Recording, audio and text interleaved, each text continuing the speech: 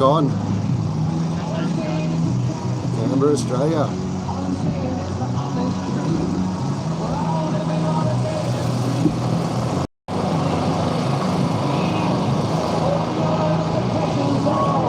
Just gone live stream. I just gone live stream. Oh, well, yeah. I've sort of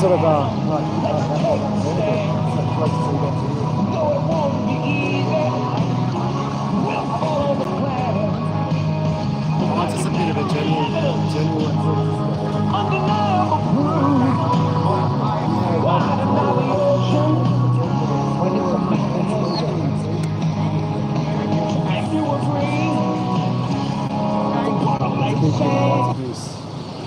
and no one's really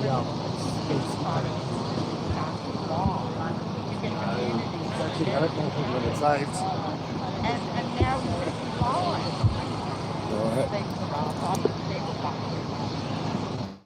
You just don't go to your mainstream membership data, that's all. You just have to go to the doctors and actually researching it, paid off quite a big corporation. Yeah, that's right. Yeah.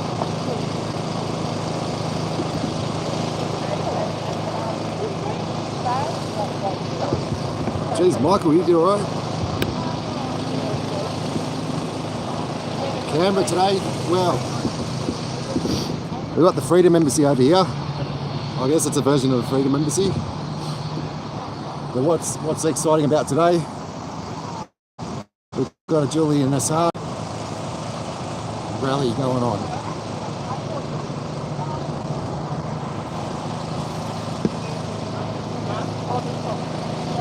And I've already had a fight with a lady about how dangerous vaccines are. She won't accept it.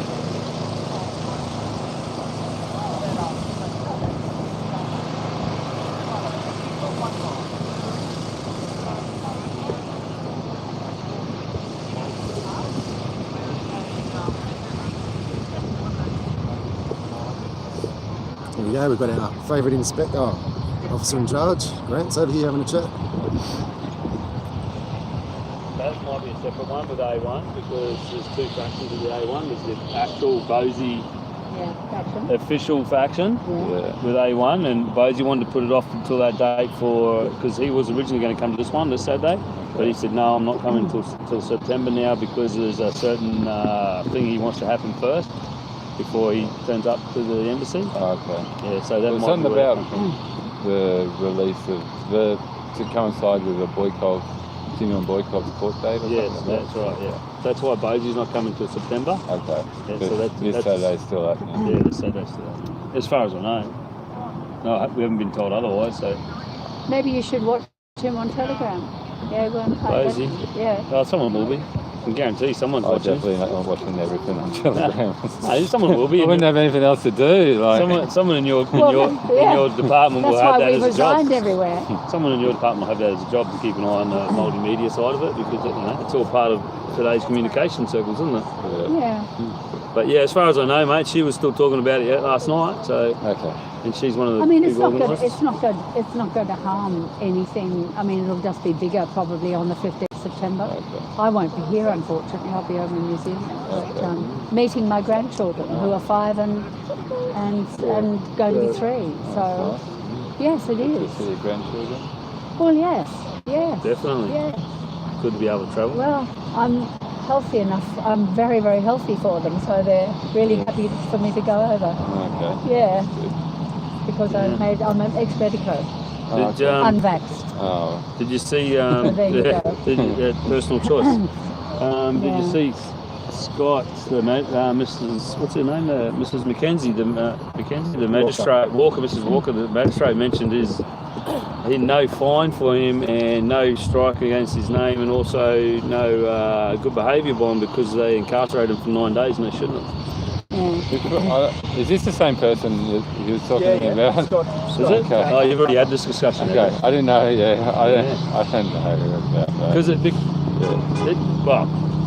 Mrs. Walker the magistrate actually mentioned that he shouldn't have been incarcerated over 9 days. Magistrate, but like, if someone's incarcerated, it's got nothing to do with us, right? I didn't. Well, No, we just the police don't incarcerate people. Police they sent, put someone before the court. no, they didn't release them out of they say he spent time in the watch house. Obviously, he's only allowed 24 hours or something in the watch house, is it? I don't know how long. I don't know if it's 36. 36, yeah. But then they sent him over to the where's that remand centre at? AMC. Yeah. They sent him over there and held him there for 9 days. Yeah, but he would have been heard remotely somehow. No, he wasn't. on the 9th day. He was heard remotely on the 9th day. Well, if that's the case, it's got nothing to do with police, right? Well, who sent it there? Seriously, like under whose authority did he go to the prison? Well, as we explained, you can't stay in the watch house for more You've than got more 24 information. or We're asking 36 you a hours. question.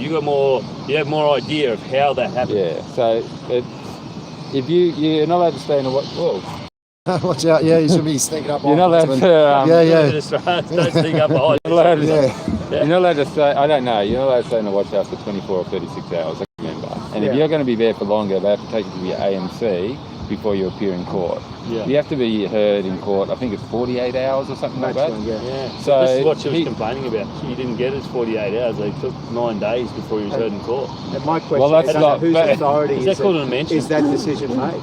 Yeah, because that's the what we're cops asking. told How him did before they it sent happen? him that it was going to happen that way. I can't believe that. I don't believe that No, the police would say you're not going to be going to court for 9 days. Did you have the power to look into how it happened? I can look into it. Yeah, and I have, and I can't. But I can't. Yeah. I think I can't point have. fingers. I'm pretty sure I have, but I can't remember what the deal was because I looked at. I would be interested to know personally leave. because the fact that the magistrate mentioned it and took any other action against him away because of that, and said that he shouldn't have been incarcerated. I'd be interested to know why. Oh, sorry. Like some under what circumstances. people stay in custody because of for a mental health assessment for a long time. So that can happen as well. They didn't do that because we have had people had that. You're right. Someone was held for 12 days for a mental health assessment. He was held for a long time. Yeah, I think that. Is it Matt? Matt was held for 12 days for a mental health assessment, but they didn't do a mental health assessment on Scott. So I'd just be interested to know, because the magistrate was very upset about it, I'd be interested to know how the circumstances behind it. Yeah, and also if I'm facing charges and they give me, the police offer me bail conditions that stop my right to protest, I'm not going to be signed. But it wasn't that and either. I don't want to be facing the same situation. Flag is dragging on the ground. And so I want to know under whose authority they did that so I can deal with it. Because that's if it happens to you. Yeah, absolutely. I don't. What were you saying? I'm saying that if I'm in the same situation as Scott, that I'm arrested on a Saturday night and that they send me off to the prison because I do not accept bail conditions that stop my legal right to protest, which is what they offered him. Whether I will be held. I don't think it was a bail condition that did it. No, they said if you don't accept these bail conditions, it'll take 9 days before you get before a magistrate to review your bail conditions. That's what they told him in the watch house. I didn't know that. Before he left. That's a weird little bus. Anyhow, so what? The process is, if you get arrested, you go to a police station. They'll generally offer you bail conditions if it's a minor offence. Yeah. And they'll release you if you're willing to abide by bail conditions. If you don't agree with that, they go before the next available appearance before a magistrate. So if it's a Saturday afternoon or something, it'll be Monday morning. Okay. If it's a Sunday, it'll be Monday morning. We know that's going to happen. And then Friday evening, it's a Monday morning.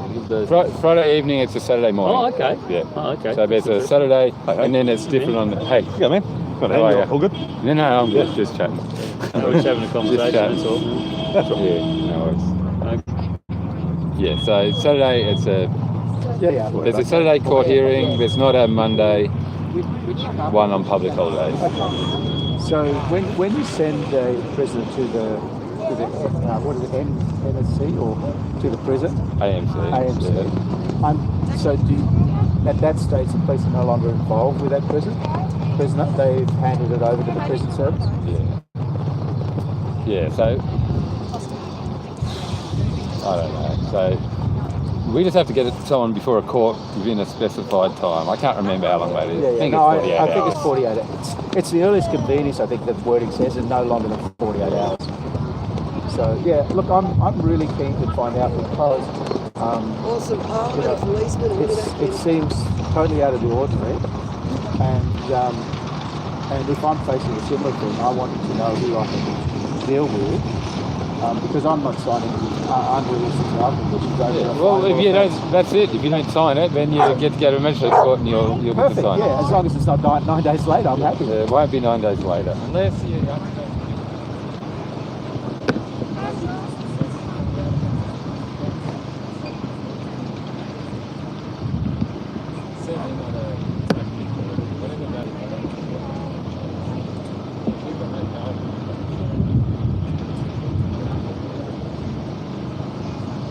Trails going down today. Hey Tracy, Phil says hello too.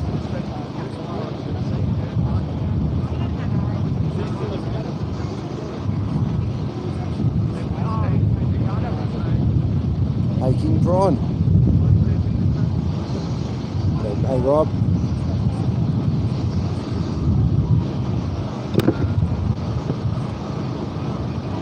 Megan rings back, all right.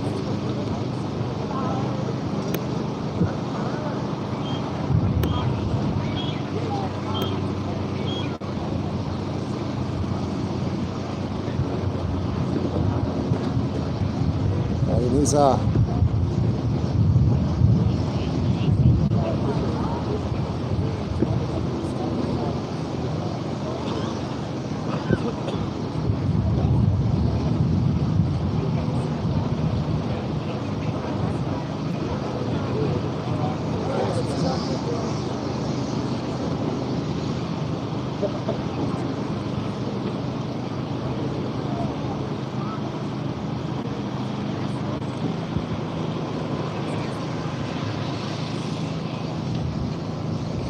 Dan, his channel's open, but it's 2 weeks before he can go live stream. That's why you're not watching the GGs at the moment.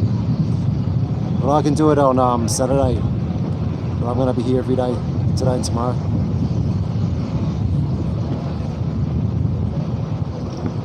Oh, far out, that's a beast of a chemtrail. Look at that. This phone's not very good at detecting anything.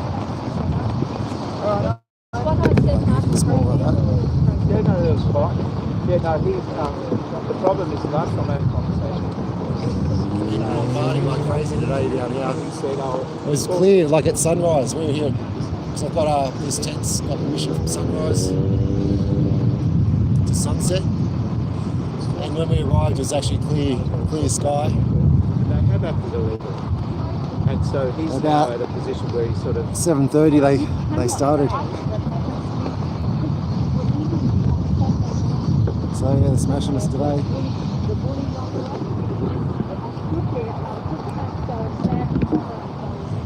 Oh wow! What did someone? It sounded like someone called me. Oh, I did. Yeah, I just got on the live stream. Yeah, it's a beast.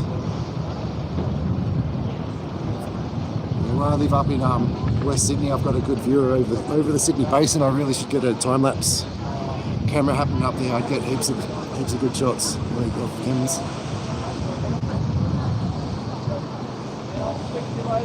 Yeah, we had our visit from Albie. Our Albo, Albanese. Not Albie, and not our Albie, the Albo. Look at that one. Oh my God, that's Mr. Toad. I know, it's a beast. Yeah, they're going down thick today. Thick and strong all day today. Oh, since all this morning. must be those Assange people. Guys. Look up. There's that sign to look up. Yeah. Jeez. Keep bringing it up. It's COVID time today. Let's go get a sign. Yeah, I'll go get the sign. Better get the sign. Oh, here we go. Show, yeah, it's for the kids to look at. Yeah, look up.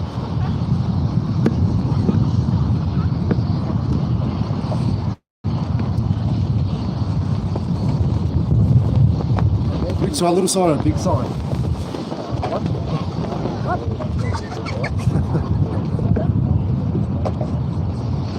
So we've got this one, don't look up chemtrail. Yeah, that's the one, take that. It's easy.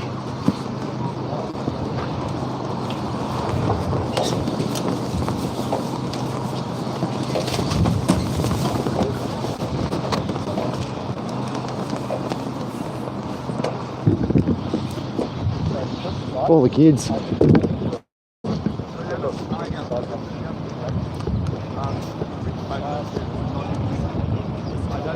Whoops. Does that matter? You want me to just do a quick read with the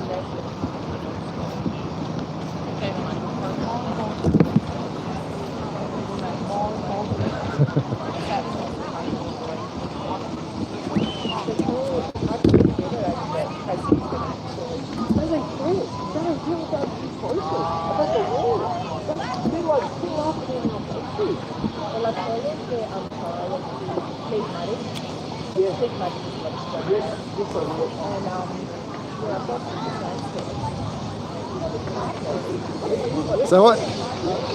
Yeah, I know.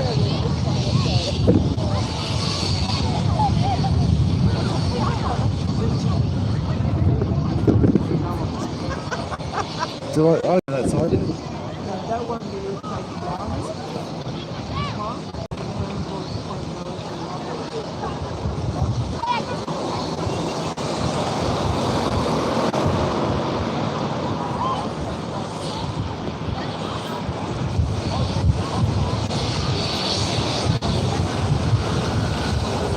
Yeah, that's made him really. That's up high too. I've had because I've had things like that right over my house. But not a altitude. And I've taken photos of it and I thought, oh, photo doesn't get it. But when I saw it like a revisit of a photo like you later, I went, no, you can see that's really good. It's like that this.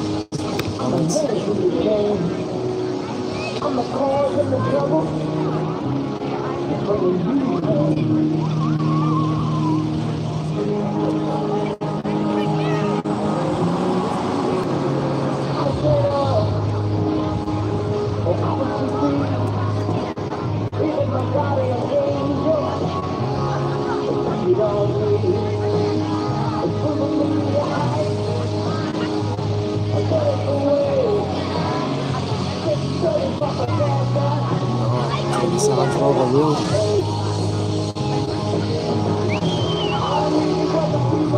So apparently Woody last night said chemtrails are bullshit. Yeah.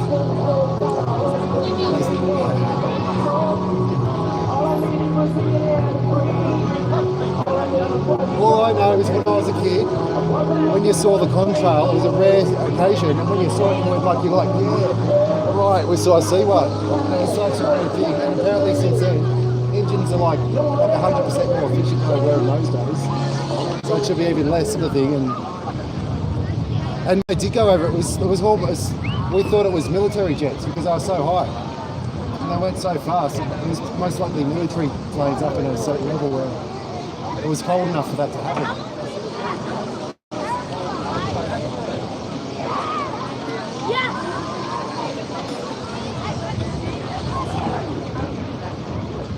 You know, school children are allowed to play up there, but we're not allowed to play up there, are we?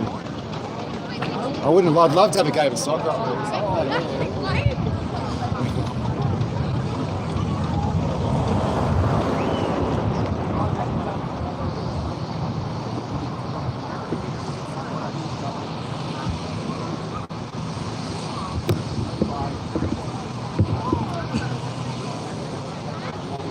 Hey!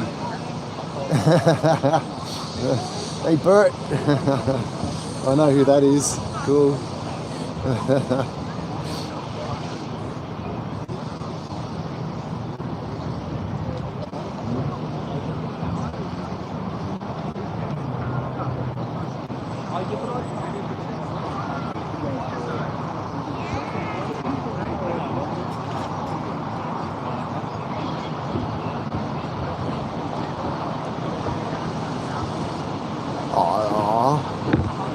River, I don't think River's on yet. I think he's sleeping in. I think he had a late night.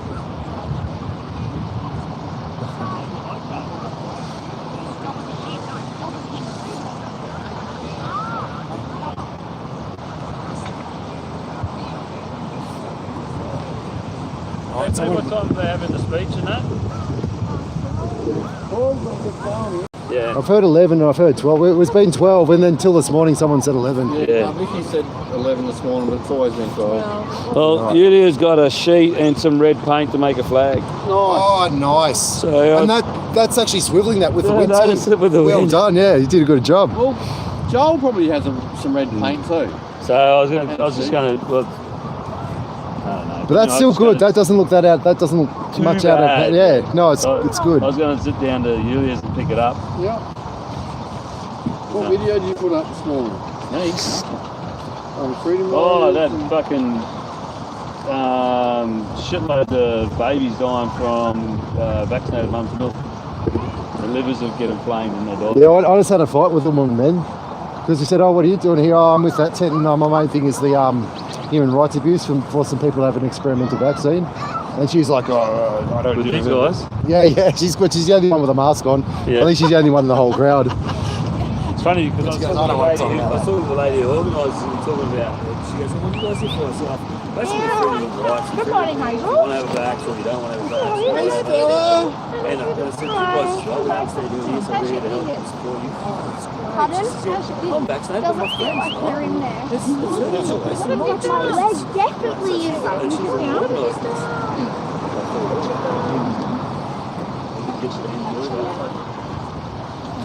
No, just after the. Yeah, I was going to run over about that post, and I thought I'd wait get there. started getting sore. Yeah, I was going to run over too. I think. There's plenty of other people close enough to see it.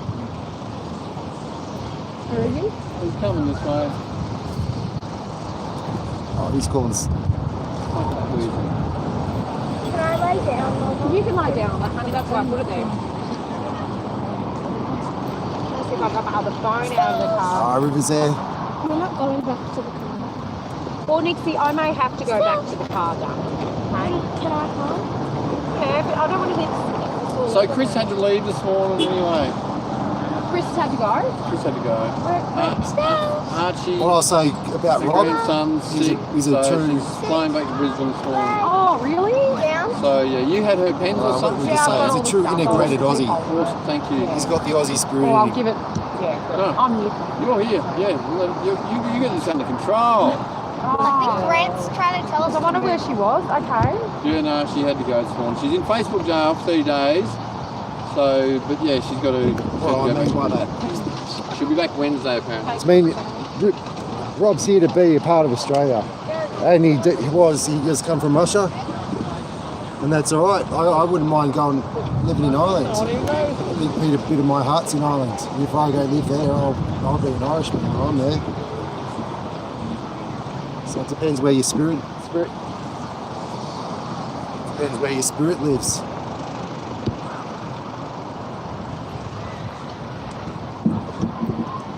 I only get upset with people who come out and they just bring all their family out and they form communities and don't actually worry about being like in this country.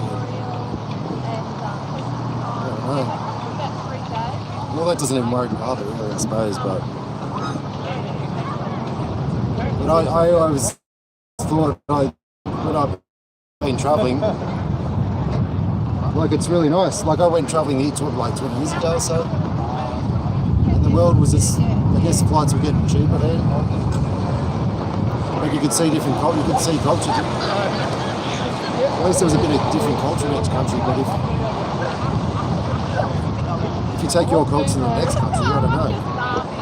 You're sort of diluting the actual original culture of that country. And maybe it's good. A lot of people liked all the Greek hamburger shops I showed in the dip when they were out here in Australia. I'm just rambling on, I'm going to shut up. Anyway, don't say anything bad about Rob, he's top bloke. If he bans you, it's probably for good reason.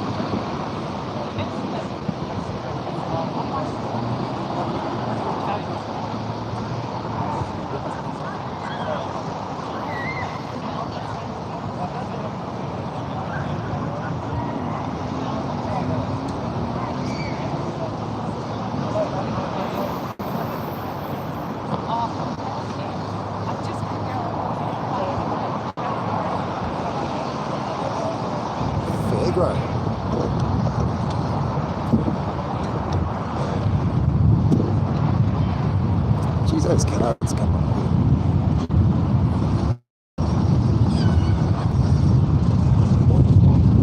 Right, I'm going to go back to my home base for a bit. Easy. Assange cruise. Rocking in. No.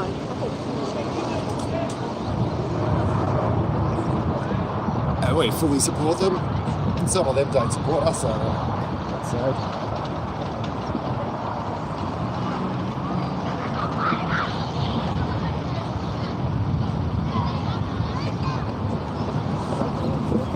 Right, we've finally got a Canadian flag up here.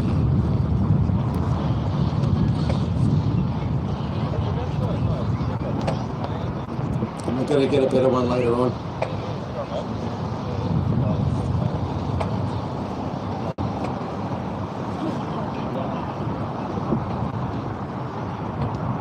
River.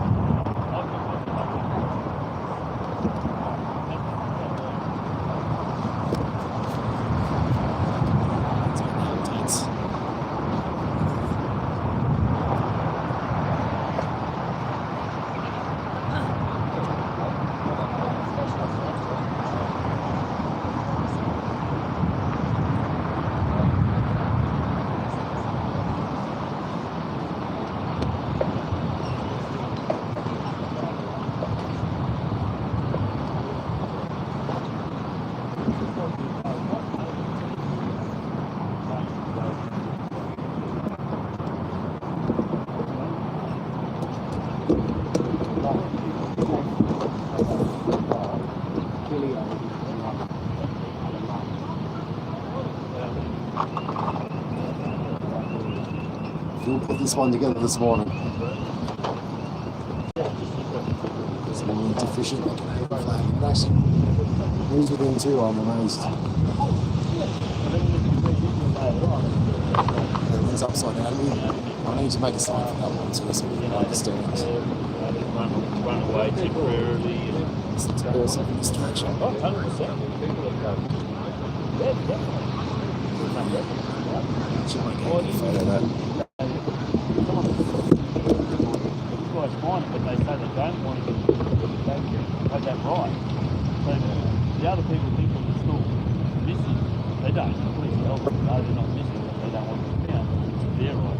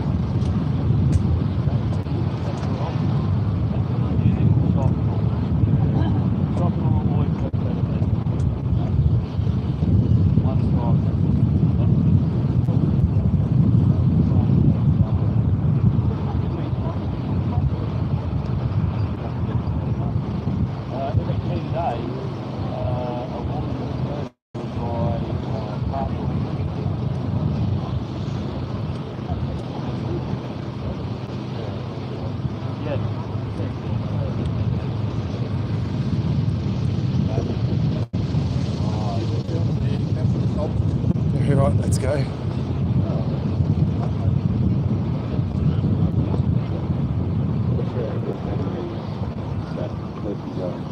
How do you do it? How do you prove it I was bad at it or something? I don't know how that works. That's going to be very difficult. And it's also... Oh, sorry, I'm behind you. Sorry, yeah. Sorry, We are...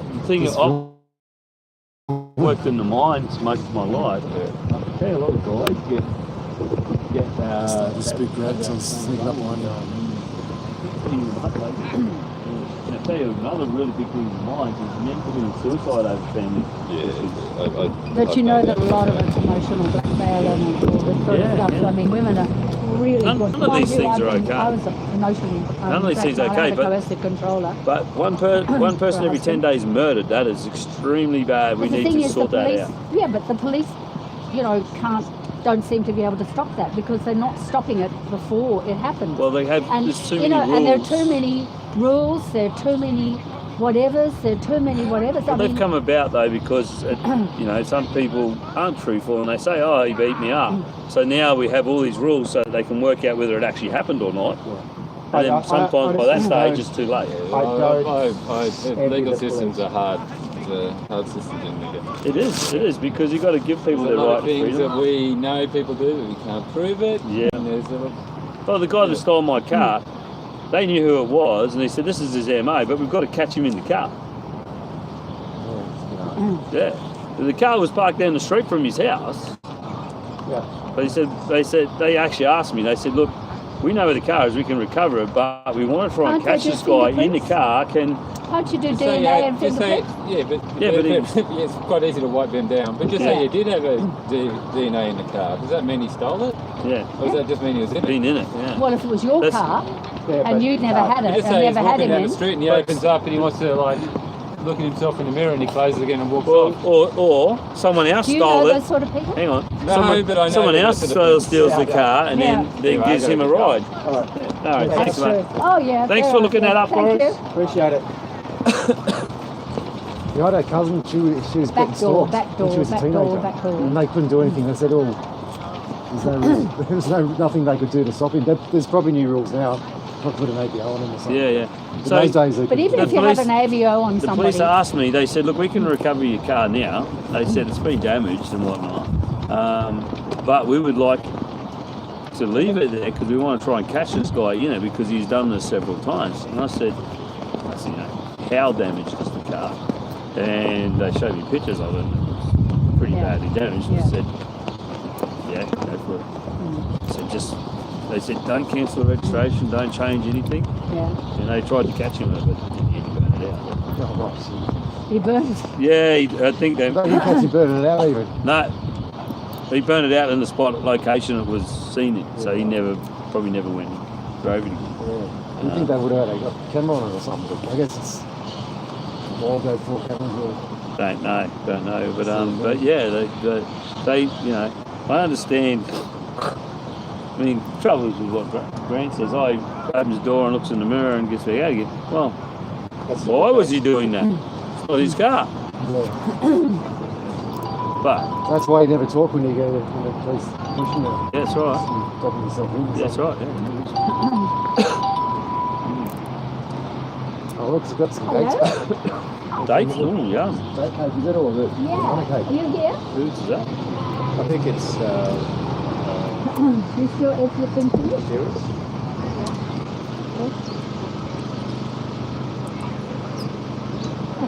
Good idea. Interesting. Yeah, we're just standing here. I've just been talking to Mark and the others. Reignite freedom and stuff. Yeah. Okay. Well, should have done. See you, darling. Okay. I Bye. might go in the course and ask a question. Can you find out for me too?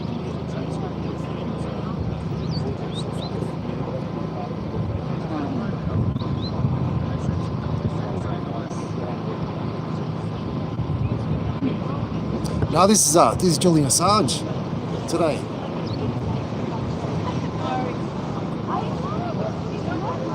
Free Julian Assange. It's very exciting. I said free Julian Assange. Someone's asking who is he?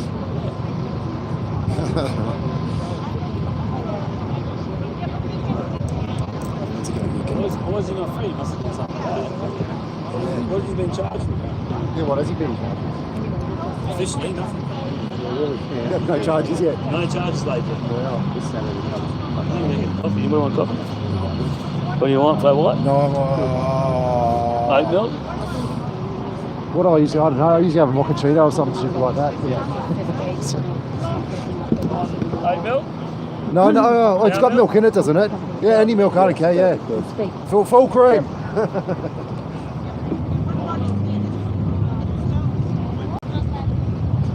Let's go. It's supposed to start at midday.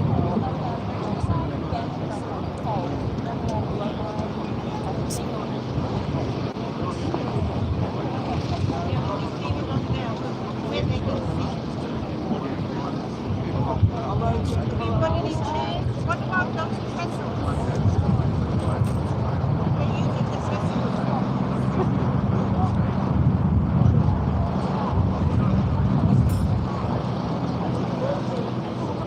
Right, so that chemtrail that was made before, I reckon that's got a new one there, if you can see it. New thin one, but above that, I reckon that's the original one that's spread already. That fast.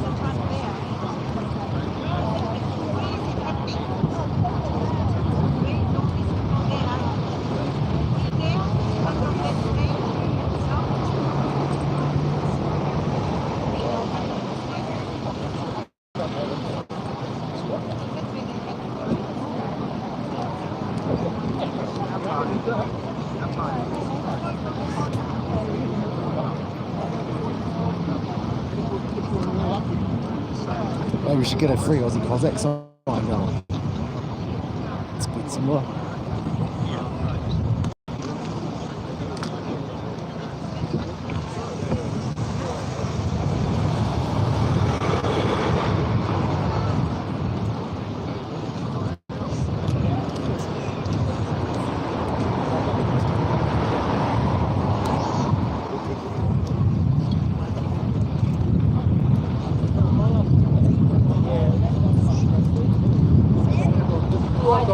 Absolute monotone. Stella down, lay down, Stella down. Well, that's stressful. Why? Which one? Is it a chocolate bag of chocolate? Mom, that's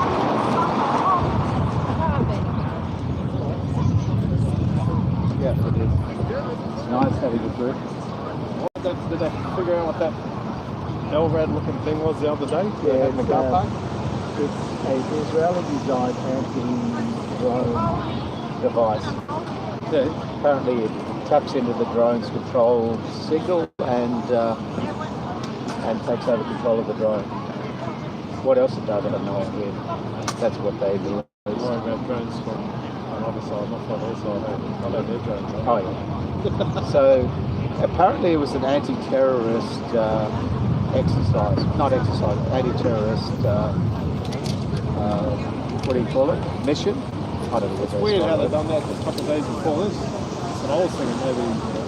But it could very well deal with phone calls. It could deal with a whole heap of shit. The fact that it was radioactive wasn't very promising. Yeah. That was a bit scary. Well, I'm standing right now. So when you see Brad's right at the beginning, the guy that talked to him said it's a radio signal interceptor or something. I think he's an ASIO guy. Who's that? Brad. Brad did it, yeah. Oh, the fellow that was talking to me. Yeah. Because it would have been an anti-terrorist thing. The aim is to face up to the cameras for the protest, right? Hello. Hey, who's that? I'm Pietro. Marie, hello.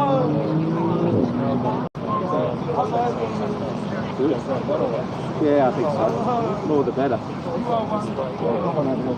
doesn't say free contact, it just says Okay, grab it.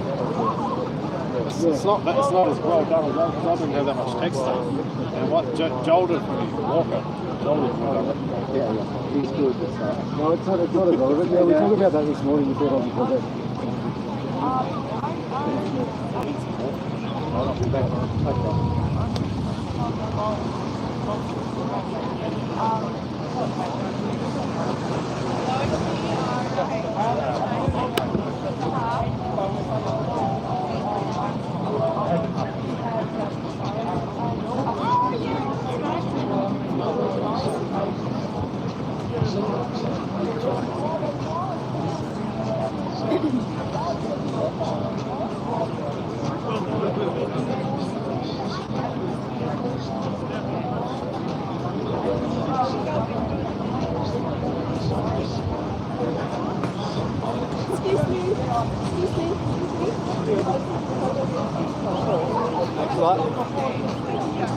Photo bomber.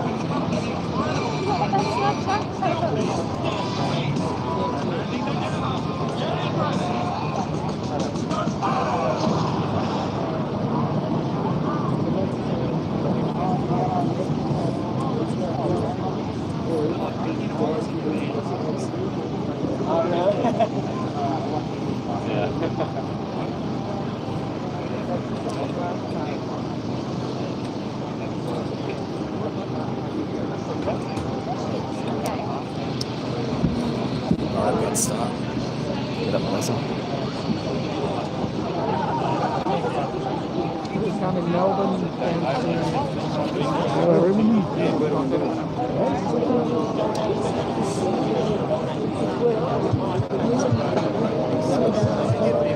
She's looking at me on the street. Sorry, there's a camera. Okay, going in the way. Like at the yard. There's an infinity of kindness in your heart. Feel quite safe here.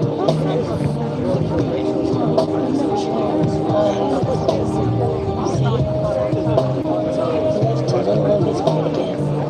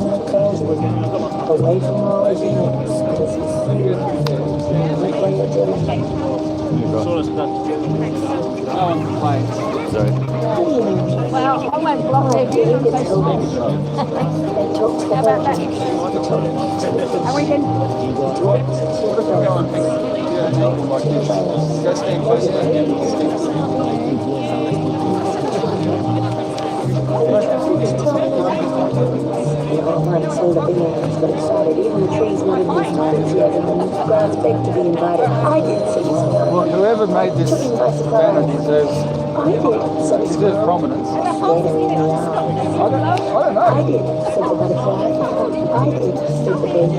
I hope someone doesn't mind us holding it up.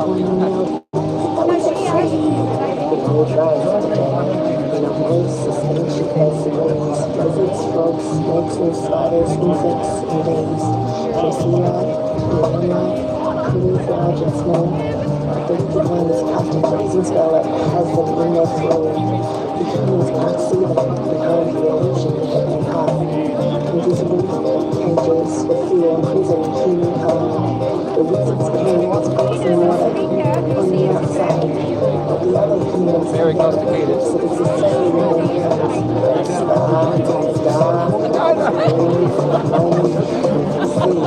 That's just newsreader.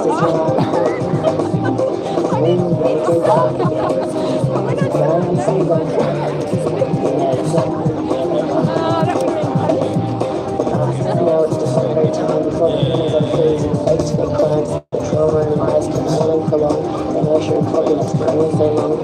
Julian's opened his cage at roost, and the door opens with a walk free, and the door opens and the tray away from that spirits up. While the runs waver and mix and fill belly at the sea with plastic cupids, hammers on march to their murderous tune. This is the air. Mama sends them to wake us, shake us, break us, and now make us, and take us, and show us what the world could be. What the world could be.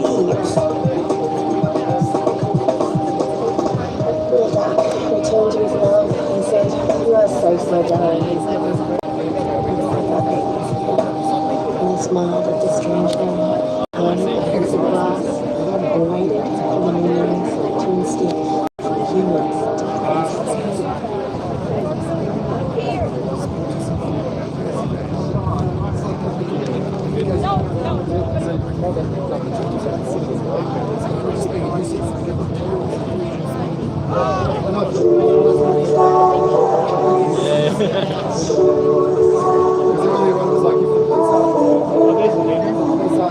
She's with her flag.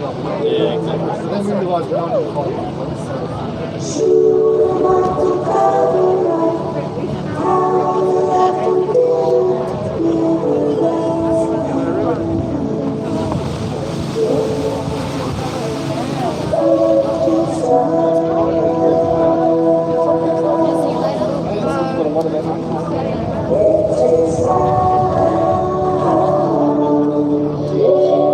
You got the sign in the right direction because yesterday there was the Extinction Rebellion was here and they had their sign facing this way. They had this big sign and we go, that's not a protest. You're not protesting the government. If you're protesting the government, your sign would be facing that way. Yeah, definitely. So you've got your sign the right way. You know what to do. It's brilliant. We thought someone might have cut holes in it to stop the wind. I don't know. Absolutely. Yeah, now that'd be a sail. Yeah, that's the problem with that tent over there. There's a big banner across and it almost took the tent out yesterday. But we've got some big jugs of big 20-litre gallon jugs of water and we're weighing it down today.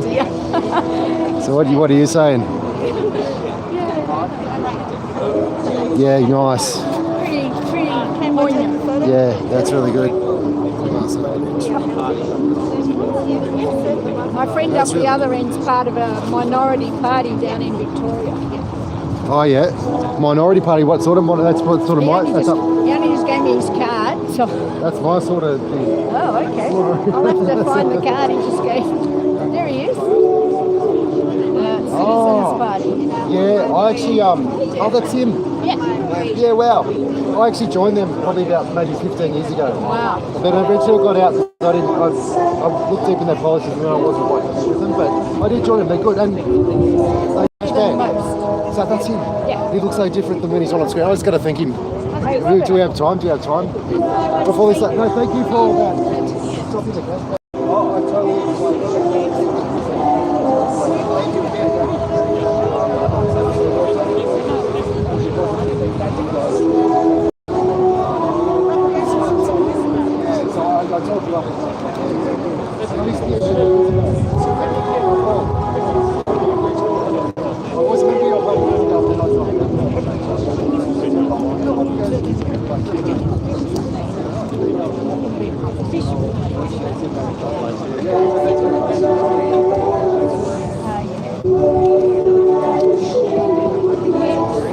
Never know who you're going to meet. Yeah, great. Yeah.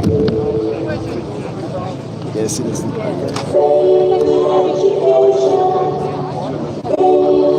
do you guys got? Still good.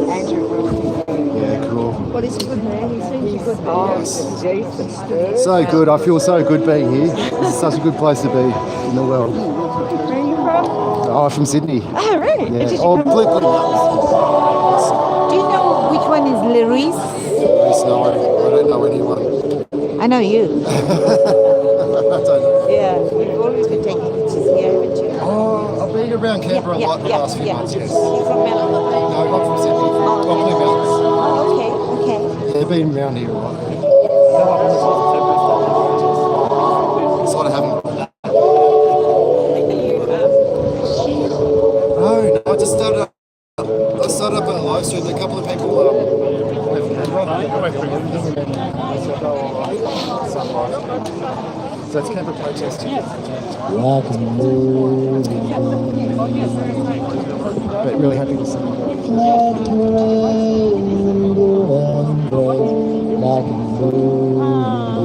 He's going to be. You can't shake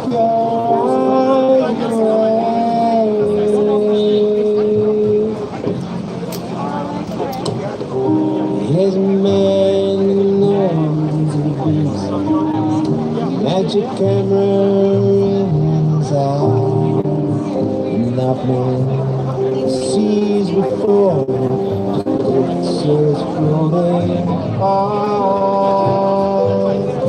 eyes narrow and tired. Hi everyone, and welcome. We're standing here today in front of Australia's Parliament at the beginning of a new Parliament, in a new government, and we have hope for the first time that this pursuit to the death of an Australian citizen will stop. We're here to ask the Prime Minister, Anthony Albanese, to intervene in this pursuit of an Australian publisher for publishing the truth about US war crimes. Julian Assange faces imminent extradition and an effective death sentence. His situation has become dire. His health has almost been completely destroyed by 11 years of relentless persecution, while his government has hidden behind the misuse of the law. Journalism is not espionage. Julian Assange is a political prisoner. You cannot bang on about press freedom and democracy while seeking to criminalise journalism. We're delighted today to have multiple members of the parliamentary Bring Julian Assange home group here with us. Amnesty Australia are also represented, and Doctors for Assange, as well as an individual whom you all know who has been a political prisoner himself.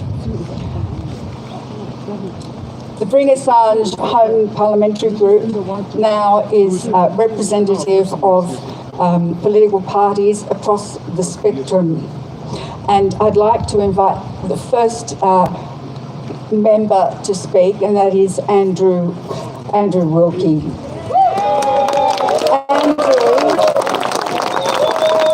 Andrew, the independent member for Clark in Tasmania, is one of the most highly respected politicians in the history of this country, really, for the principled stand he takes on every matter important to our nation. He's been a whistleblower himself, and he understands well the price that whistleblowers pay. And we owe him a great debt for getting together the parliamentary group and for expanding its ranks. Andrew Wilkie. Thank you so much, Mary. When I talk in support of Julian Assange, I normally rail at the government, this government, the United States government, the British government, about the terrible injustice being meted out to Julian. But today I'm going to quite deliberately take a more sombre, a more grounded approach to my 3 minutes I've been allocated. And that's just to set the scene. Now, I first met Julian at the Melbourne Writers' Festival in 2004, when I was on a panel speaking about a little book I'd written about my own whistleblowing experience over the Iraq War. And after the session, this youngish, good-looking, blonde-haired fellow came up to me, and as best I can remember, that's how I describe him, a young, good-looking, keen fellow, and he picked my brains for a few minutes about how he might set up some sort of safe mechanism for whistleblowers to ventilate and publish the information they have. And we chatted for a little while, and then I forgot all about that. until I visited Julian in Belmarsh prison in February 2020, just as the pandemic was starting. And the man I saw in Belmarsh was not the man I had seen at the Melbourne Writers' Festival. By that stage, he'd been in Belmarsh maybe 12 months, virtually all of it in solitary confinement, following, I think, 7 years in the Ecuadorian embassy. And he was already a broken, sick man. He did his best to put on a brave face, but he wasn't entirely successful. I saw someone who clearly was suffering, was the victim of psychological torture, and was at wit's end. No wonder the UN Special Rapporteur on Torture, Nils Melzner, and some of you would be familiar with his recent book, has made it abundantly clear that in his expert opinion, Julian Assange has been subject in Belmarsh prison to psychological torture. I can only try and imagine what his state is now, and hence the urgency, the absolute urgency for busting him out of Belmarsh as quickly as humanly possible. So I take this opportunity one more time to call on the Australian government to urgently intervene and to fix this.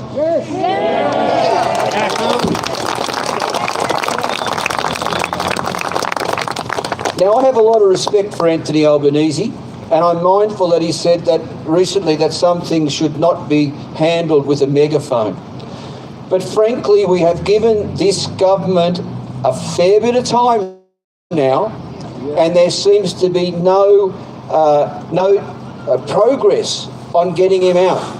Now, I know Albo has got to manage mixed feelings within the Labor Party and among the left about Julian, but I take this opportunity to say to Anthony again, when you boil it all down, this is all about a Walkley Award-winning Australian journalist who published hard evidence of US war crimes, and in response, the US wants to get even, and so long the UK and Australia have been happy to go along for the ride because they've put their bilateral relationships with Washington ahead of the rights of a decent man, a hero, not a villain, and that is just plain wrong.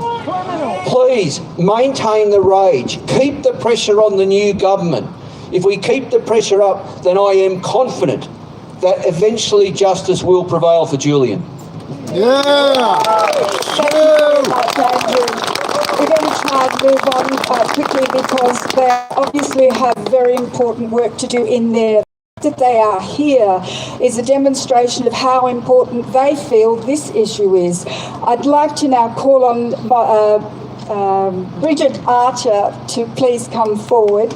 Bridget made the nation's heart sing when she crossed the floor on an emissions target and on an Australian Integrity Commission. The fact that she's here supporting the release of Julian Assange is an indication of her support for press freedom, and we're thrilled that she's here. Thank you. Thank you very much, and thank you for the opportunity to speak here today. My remarks will be brief because to me it is a simple proposition. I joined the federal bipartisan Bring Julian Assange Home parliamentary group due to my ongoing concerns about the treatment he has endured over the past decade. There may be a range of views about the actions of Mr Assange and WikiLeaks, which can be debated, but at the end of the day, it's not the point. When an Australian is in trouble overseas, whatever the reason may be, it is the duty of our government to help them. It is not for us to sit in judgment.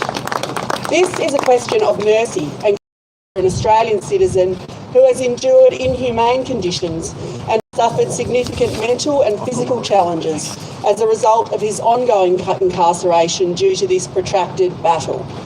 He has not been convicted of a crime, but has already served a lengthy sentence. I echo the words of fellow parliamentary group member Labor MP Julian Hill, who has said, "There can never be a legal solution to this case. It is inherently political." We have previously managed to secure the safe return of Australian citizens under difficult diplomatic circumstances. and we have a responsibility to do the same for Mr Assange. I called on the previous government to bring Mr Assange home, and I call on the new government to do the same. Thank you, Bridget. Please don't go, Bridget. I'm going to ask you to do the honours. If you could just stand by here. And Christian from Amnesty International, before our politicians start to head back up the hill, we are going to have a symbolic release of Julian. Many years ago, Julian Assange said that if wars can be started with lies, then peace can be started with the truth. The dove is the symbol of peace, justice and freedom. Our dove represents press freedom. Our dove is Julian Assange. And we call on the Prime Minister to bring Julian home. Make it happen.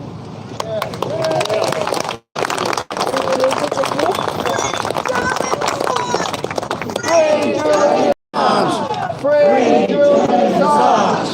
Free Julian Assange! Free Julian Assange! Thank you. Thank you very much.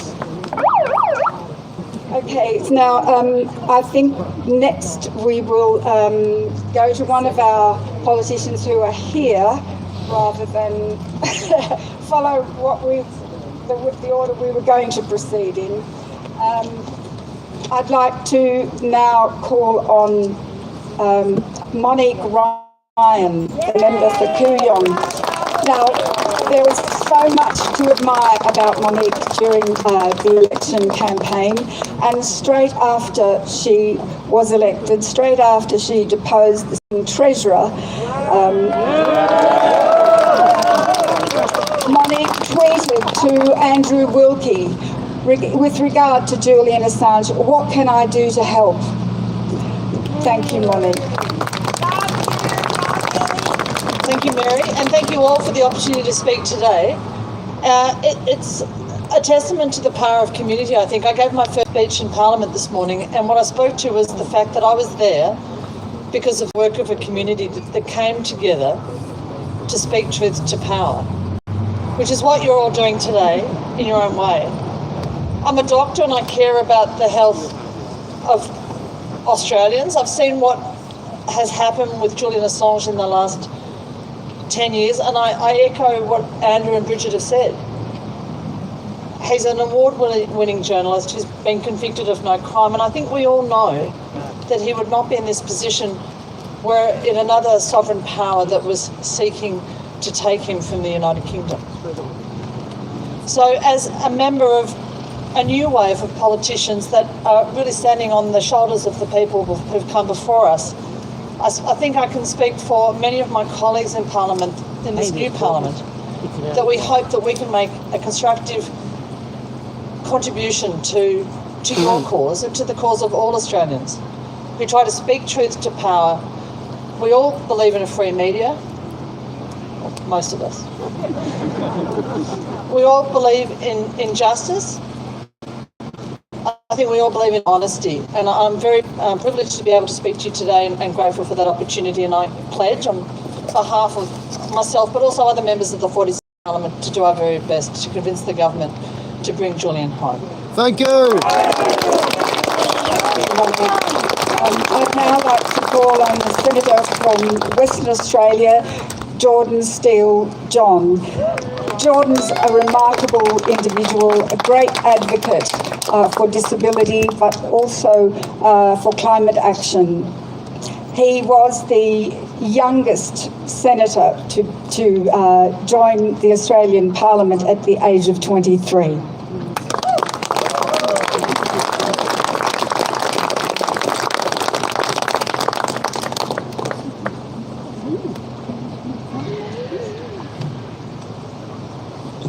Thank you so much, and let me begin today by acknowledging first of all the owners of the land upon which we meet, the Ngunnawal and Ngambri people. Pay respects to their elders, past, present and emerging, knowledge that sovereignty over this land was never ceded.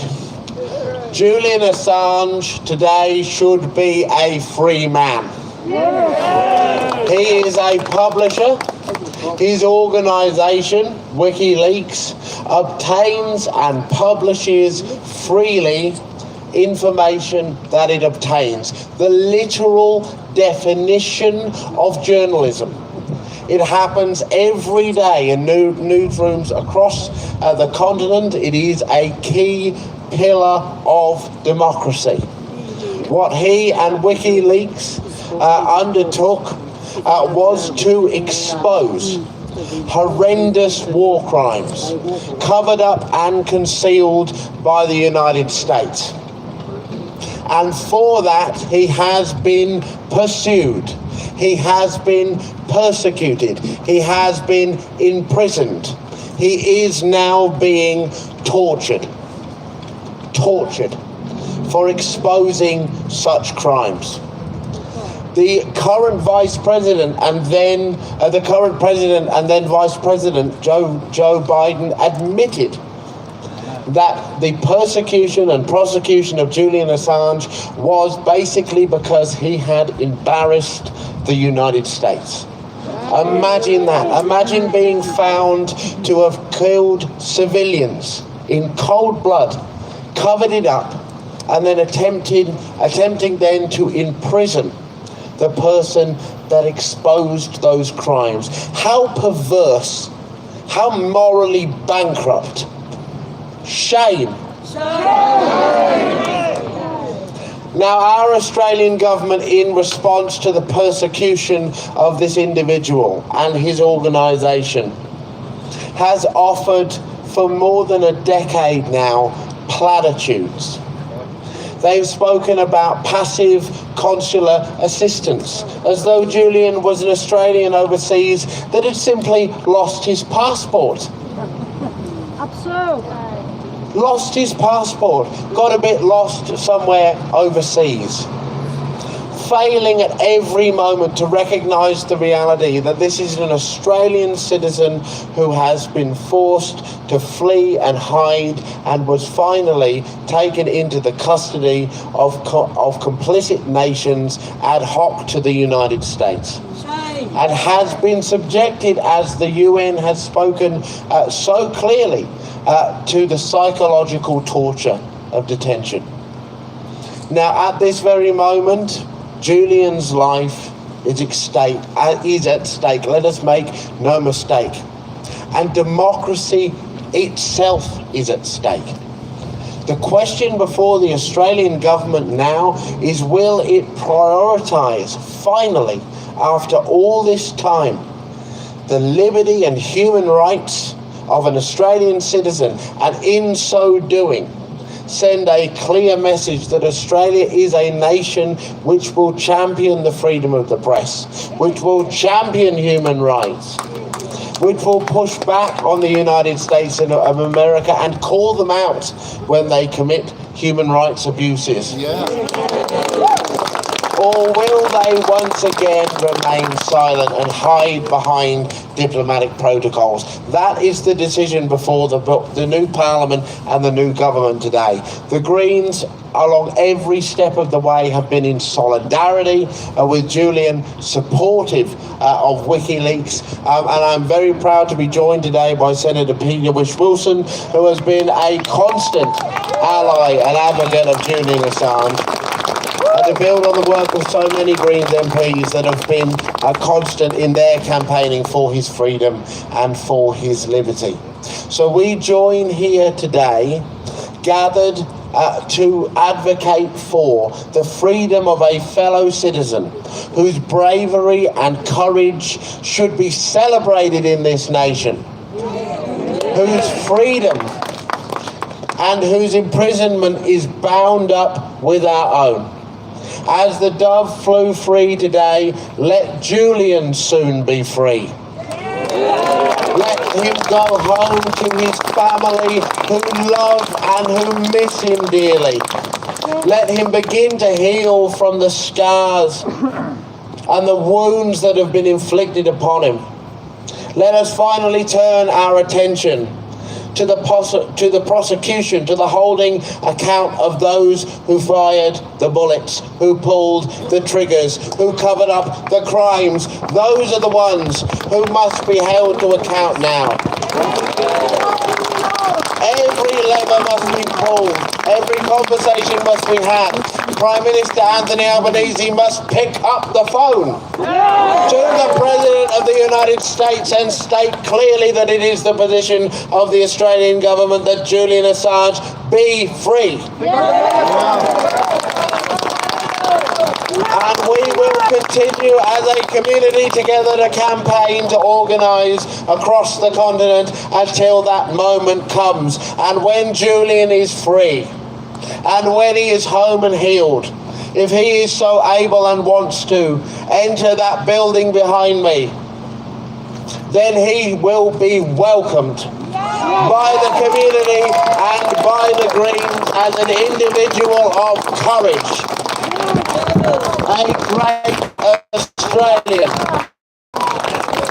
who, through his work, brought the sunlight of justice and the empowerment of truth to so many across the world. Thank you so much. Thank you so much, Jordan. I hope the Prime Minister's ears are burning.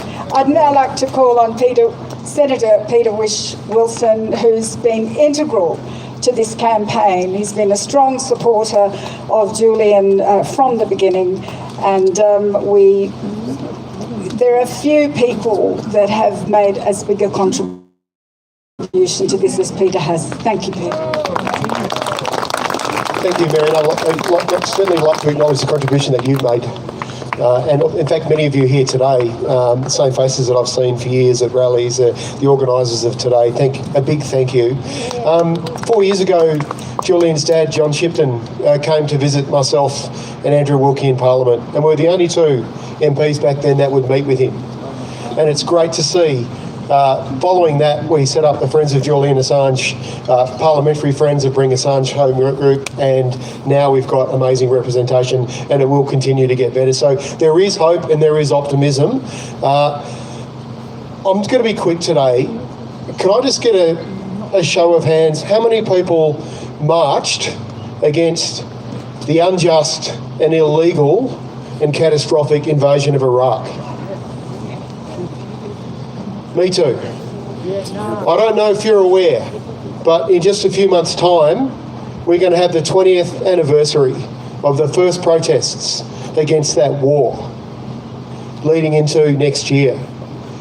And we know in our hearts, we were right to oppose that war. We were right. History has proven us right. It was a catastrophe. Millions have died. Millions had to flee the region.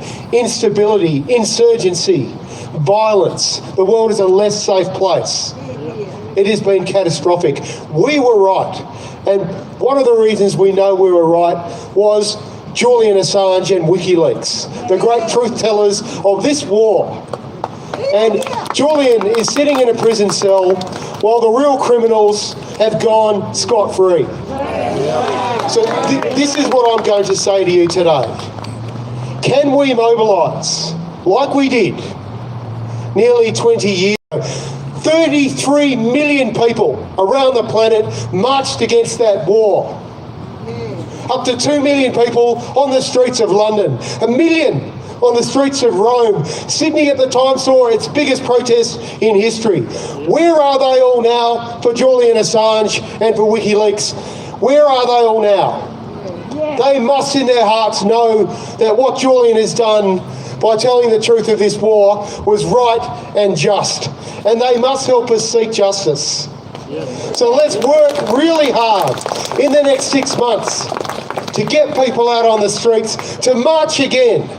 Because if we let Julian Assange be extradited and he dies in a maximum security prison in the US, then this new war, this new front of the invasion of Iraq that is being run by dark powers in the US, we will get another war. and another one.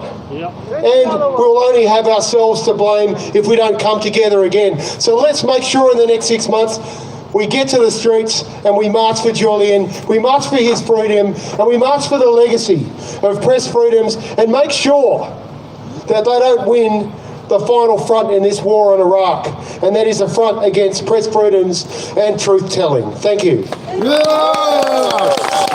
you very much, Peter. Now, before we proceed with our speakers today, I'd just like to acknowledge that what we've heard here today is very strong support among people up on the Hill for our Prime Minister to show some steel when he picks up the phone. It's not just a matter of asking and then accepting the excuses. President Biden has said he won't intervene in prosecutions. He doesn't believe in political interference. He has primaries coming up and other things on his mind. However, the Australian Prime Minister has some very strong cards to play. We have been a very good friend of the United States. We have been a great supporter of all its military adventures, which have ended in disasters over the last 50 years. We are in a very good position to say, if we are behind you because we have shared values. This is the reason we're given for our alliance. Shared values and the defence of democracy. Well, you don't defend democracy by taking a stab at the heart of investigative journalism and completely undermine democracy. And if you do, then where are the shared values? Where are they? And why are we part of this alliance? This is a conversation nationally that we need to have. And we need to have our people up on the Hill leading it. I'd like to now continue with a few words from Amnesty International. Amnesty, along with many other human rights organisations, journalists, unions, political groups around the world have spoken out about Julian Assange, and their representative Christian is here today. Christian Lampong, thank you very much.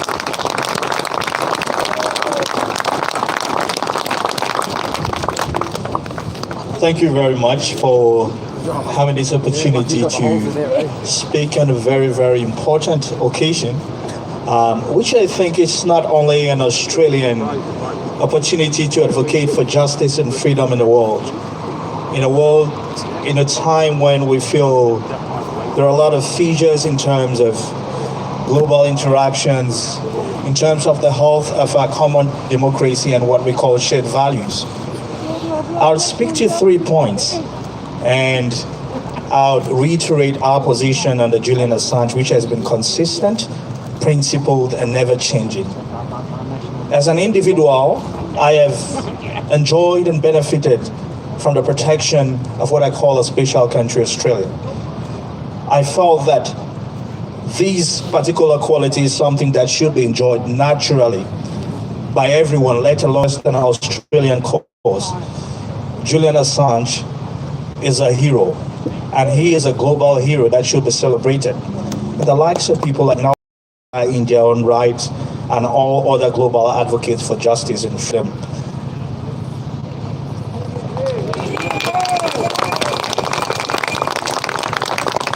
Today, as we celebrate and at the same time advocate for a very, very serious cause, it is important to first of all highlight the great things that this man has done.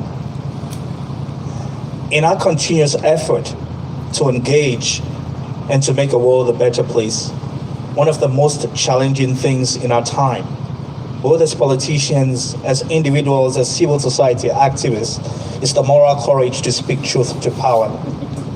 And that is what we do at Amnesty International. Julian Assange, like just so many others, lines in the category of victims of power that consider journalism as a crime. Journalism shouldn't be a crime. It should be what we call the fourth power or the fourth arm of government. That should be the defining aspect of our democracy. Rather than being punished for that, I think we should erect a statue for Julian Assange. I am quite conscious of the fact that I do have 3 minutes. I wouldn't want to do dishonor to this very, very special advocacy effort, and I wouldn't want to do dishonor to his name. I would call on everyone, advocate to continue in the next 6 months, because what Julian Assange stands to face is something far more serious than the press tends to get attention. We can speak about this in our communities, in our churches, wherever that we think that the urge for freedom is something that is valued. And I would conclude by emphasizing that the position that we hold is not a personal reflection. The United Nations, which represents the states and the nations of the world, has clearly made a declaration to the effect that keeping Julian Assange is a violation of his human rights. It goes clearly and glaringly against the optional protocol on torture, and the treatment that Julian Assange is getting and is most likely to get should he be extradited to the US is going to be inhumane, degrading, and that's not something that Australia stands for. That's not something that the free world stands for.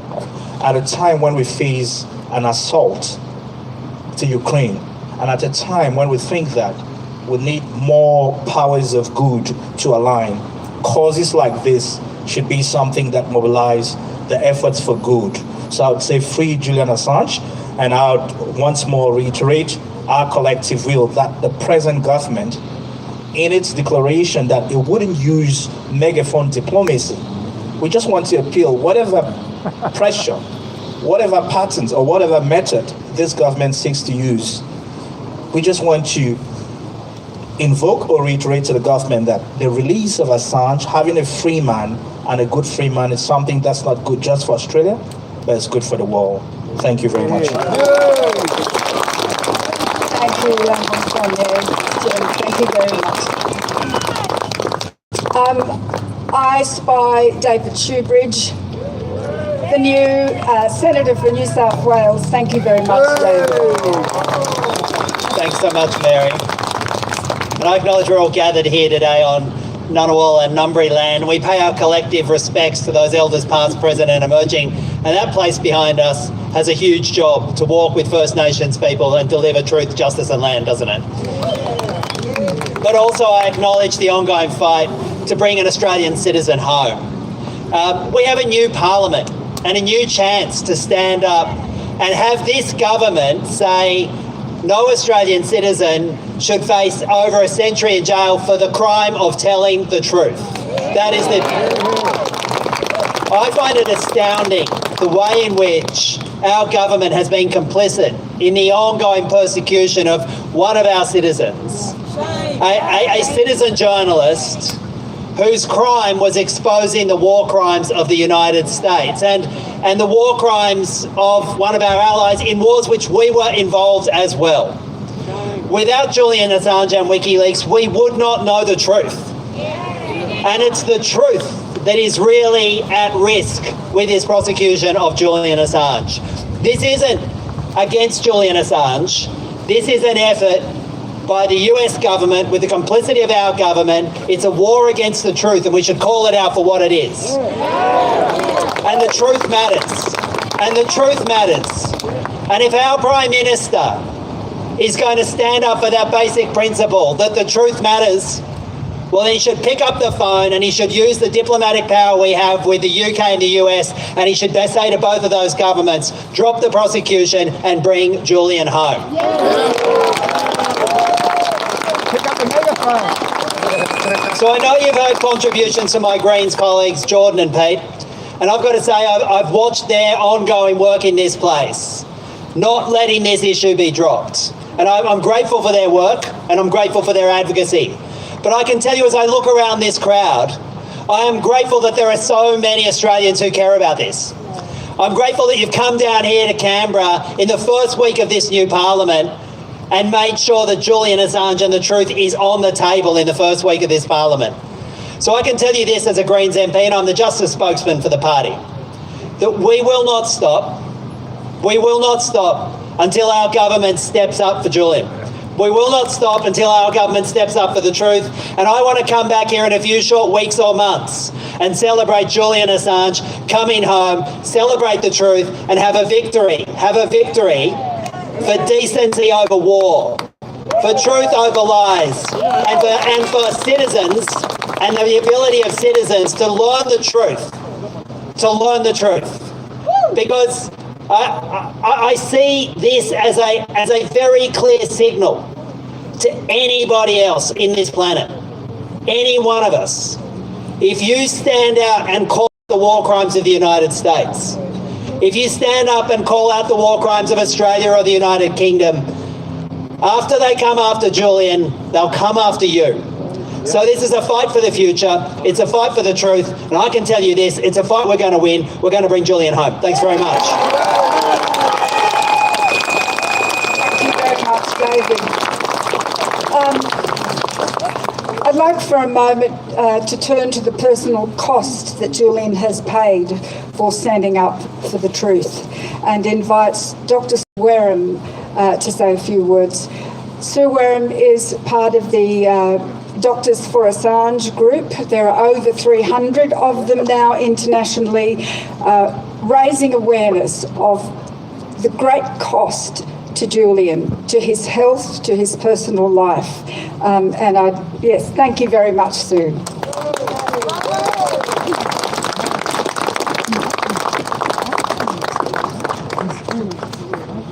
Hello to you all, and I would like to initially acknowledge the traditional owners of the land on which we meet and pay respects of all of us to their elders past, present and future. It's a great among you, and to stand in solidarity with each of you and with the people in Parliament, with Julian Assange's supporters around the world, and especially, of course, with Julian Assange himself, because there are few people on the planet who are paying as heavy a price as he is for telling us things that we have a right to know, things that are done in our name. And as we all know, Julian has been held detained for over 3 years, in addition to his time in the Ecuadorian embassy. Much of his time has been in solitary confinement. He's been convicted of absolutely nothing, and he is being persecuted because another country, the United States, wants to charge him on political charges. How can Australia credibly point to other nations and the war crimes that they commit when we allow treatment of a man like this, who has simply exposed the crimes of our ally, the United States, in Iraq and elsewhere? Doctors for Assange, as Mary noted, has over 300 members around the world who are increasingly concerned about the state of Julian's health, both physical and mental, especially since his reported mini-stroke in October last year. With a history of prolonged exposure to psychological torture, and now a planned extradition to a country which is totally ramping up the prospects of suicide, then what's desperately needed now is proper attention to independent attention to healthcare, proper healthcare, to protect his future and his health. Doctors for Assange wrote to the United Kingdom Home Secretary in June. It was the latest in a series of letters to all the three governments involved, stating clearly that his deteriorating health must be considered in her decision, Priti Patel's decision regarding extradition. And the letter stated in part, under conditions in which the UK legal system has failed to take Mr Assange's current health situation into account, no valid decision to approve his extradition can be made by you or anyone else. Well, that was all to no avail. The approval was granted despite his deteriorating health condition. We call yet again on the Australian Government to intervene without further delay. What more does it take for an Australian Government to act decisively to protect this Australian citizen who is a political prisoner who is in desperate need of protection? The message that the United States and the United Kingdom need to hear from Australia loudly and publicly, the messages are simple. Assange's life is at risk. Extradition for political charges is not acceptable. He must be released, he must not be extradited, and he must be brought home. Thank you. Thank you very much, Sue. Now, it's clear that administrations do intervene when they want to. This government has dropped the prosecution, the appalling prosecution against Bernard Collaery. The previous administration decided not to pursue the ABC over their stories based on material that was allegedly leaked by David McBride. However, the whistleblower is still being pursued, and I'd like to invite David Shoebridge to say just a few words about David McBride, who's with us here today. The main thing I wanted to do was acknowledge the presence of David McBride, an extremely brave whistleblower. David.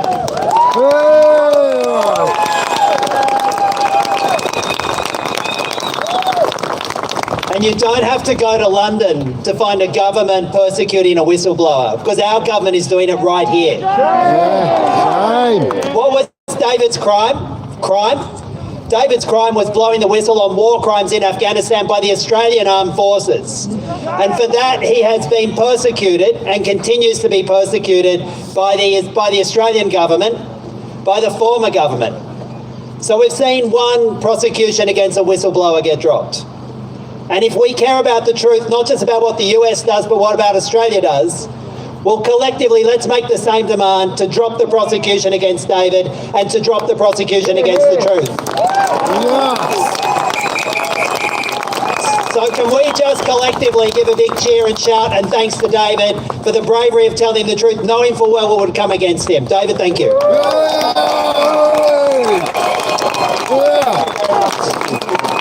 Now, we have messages from Julian Hill, from John Shipton and Gabriel Shipton, but before we go to the messages, I'd like to invite our final speaker today, and that's James Ricketson. James has been a political prisoner himself. He knows the price that you pay when you are imprisoned for the wrong reason, for no reason in his case. James has written countless letters to Australian Prime Ministers, Foreign Ministers, the American President, and I don't know that he's received a single reply. No, me too. When I was arrested in 2017 in Cambodia and charged with espionage, it so happened that in the cell that I was sharing with 140 other prisoners, a cell less than a third the size of a tennis court, there was a contraband smartphone, and it was possible for me to make contact with Julian in the Ecuadorian embassy. Within an hour, I got a response from Julian and some advice on how best to deal with my incarceration. I won't go into details about that, but I have a personal reason, of course, for being thankful to Julian for being so quick off the mark in helping me. But I have a professional reason also, because I realised at that time that if in 2010 I, as a journalist and filmmaker, had been presented with the material that he was presented with, I would have had no hesitation whatsoever in broadcasting it, in including it in a that film that I was making, in writing about it on a blog, and could very easily have found myself in exactly the same situation that Julian is in now. I think the same probably applies to most of the filmmakers and journalists that I know. Jump forward 12 years, and I would have some hesitation in making that move and making that information public, because I would not want to spend the next 10 years fighting extradition proceedings to be sent to the United States for having exposed truths that the United States doesn't want exposed. I'd like to just say a couple of words about consular assistance.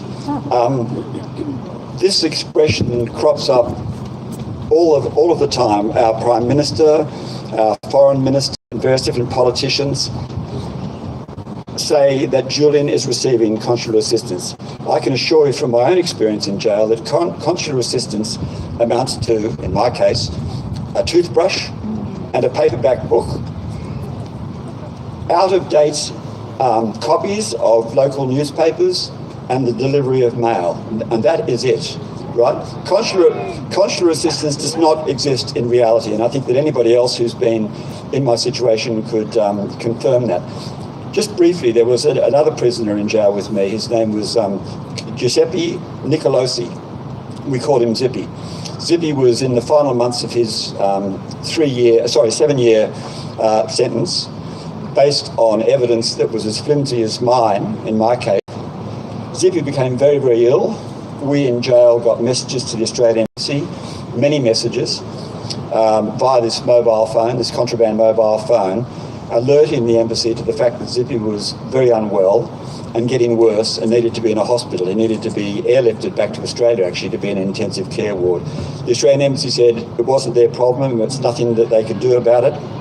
And to cut a long story short, Zippy died of malnutrition and neglect in a hospital where he was taken to the hospital a day before he died, 2 days before he died.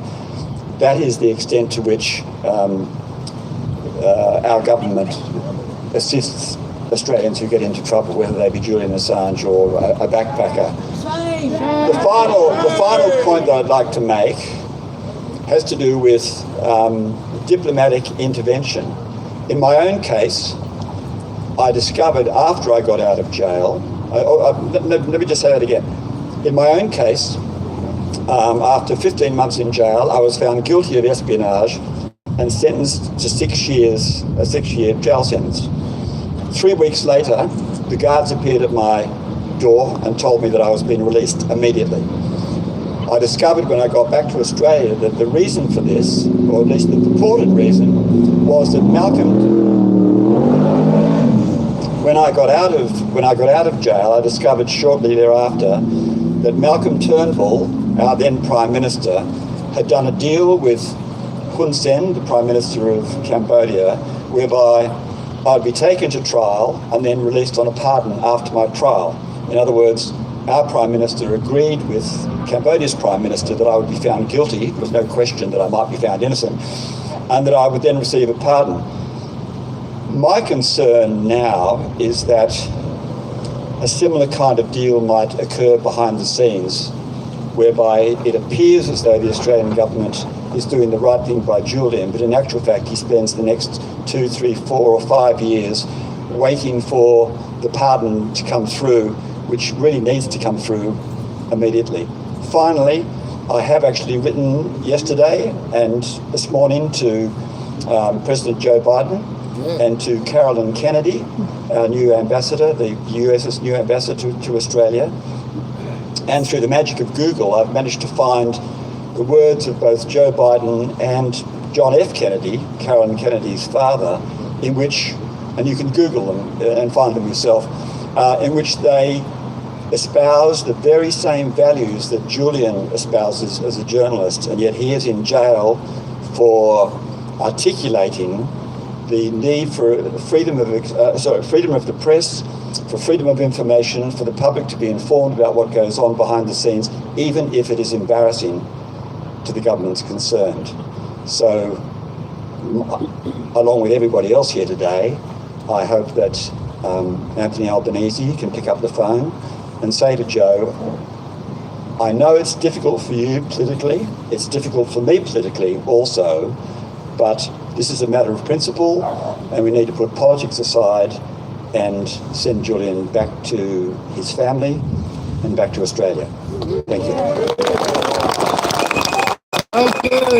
Thank you, James. I'm going to hear a message from Julian's brother Gabriel Shipton. Gabriel and his father John have been travelling the world, raising of Julian's plight, Julian's health.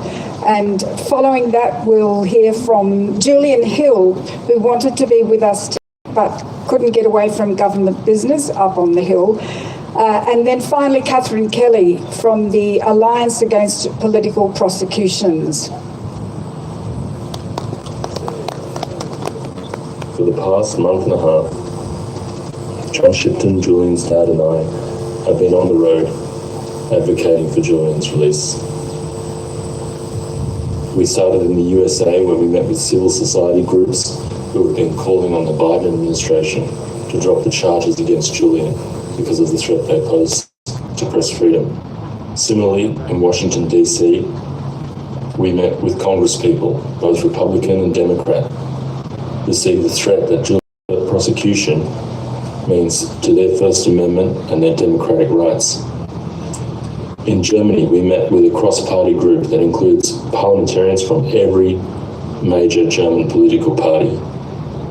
Over 90 German parliamentarians are now calling for Julian Assange to be released.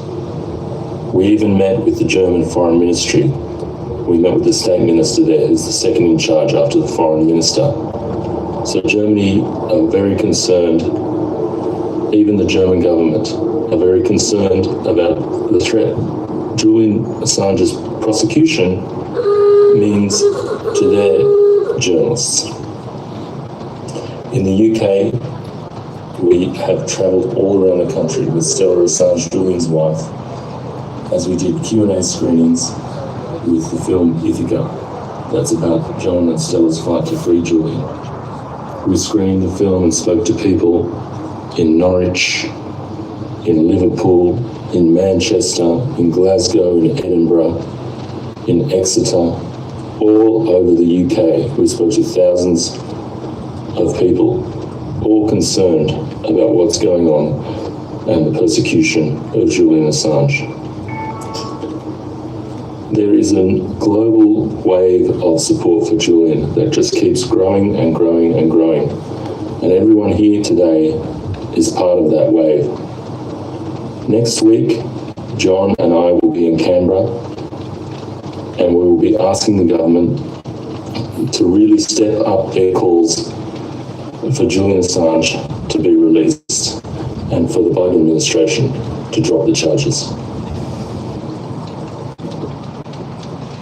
Just while Kathy's lining up the next recording, which I think is Julian Hill, I just wanted to say that we will be back on October the 8th to form a human chain around Parliament House. Yes. On the same date that exactly the same thing will be happening in London. I've worked it out. You don't need that many people. Thank you, Kathy. I've actually worked it out once. I can't remember the names. Thank you, Julian Hill, for coming to the Hill. Can you answer a few questions about Julian Assange? The first question that I would have for you is in relation to the letters sent by doctors for Assange, which is a group of over 300 doctors now, to the UK Home Secretary, Priti Patel, pointing out that we have a problem now with the US assurances. They were made, the doctors say, in relation to a prior health condition, which was mental health. And since then, on the 27th of October, he had a minor stroke. And the doctors are all saying that this is more often than not a sign that a major one is on the way. This has never been discussed in the courts, even though it happened when he was attending his appeal. He was in Belmarsh prison, but I'm pretty sure they had view on him, and Mary Kostakidis and I saw him. All of the journalists had view on him. So this is a real problem because one of the expert witnesses, Yancy Ellis, said that in the William G. Truesdale Alexandria Adult Detention Centre, or ADC, where Ellis said Julian will most likely go, there are no doctors and no real medical facility. While one of the doctors for Assange, former surgeon, Dr. Arthur Chesterfield-Evans, said that if he has a major stroke, he will need, and Jill Stein backed that up, also a general practitioner, that he will need emergency room treatment for a very dangerous and delicate procedure within 3 hours. Now, Julian is locked up for 22 hours a day in isolation, and he has this stroke. He may not even have a chance of being discovered. And according to Dr. Arthur Chesterfield-Evans, after 4.5 hours, it's really not worth it. There would be no chance of recovery. What are we going to do about this situation, Julian?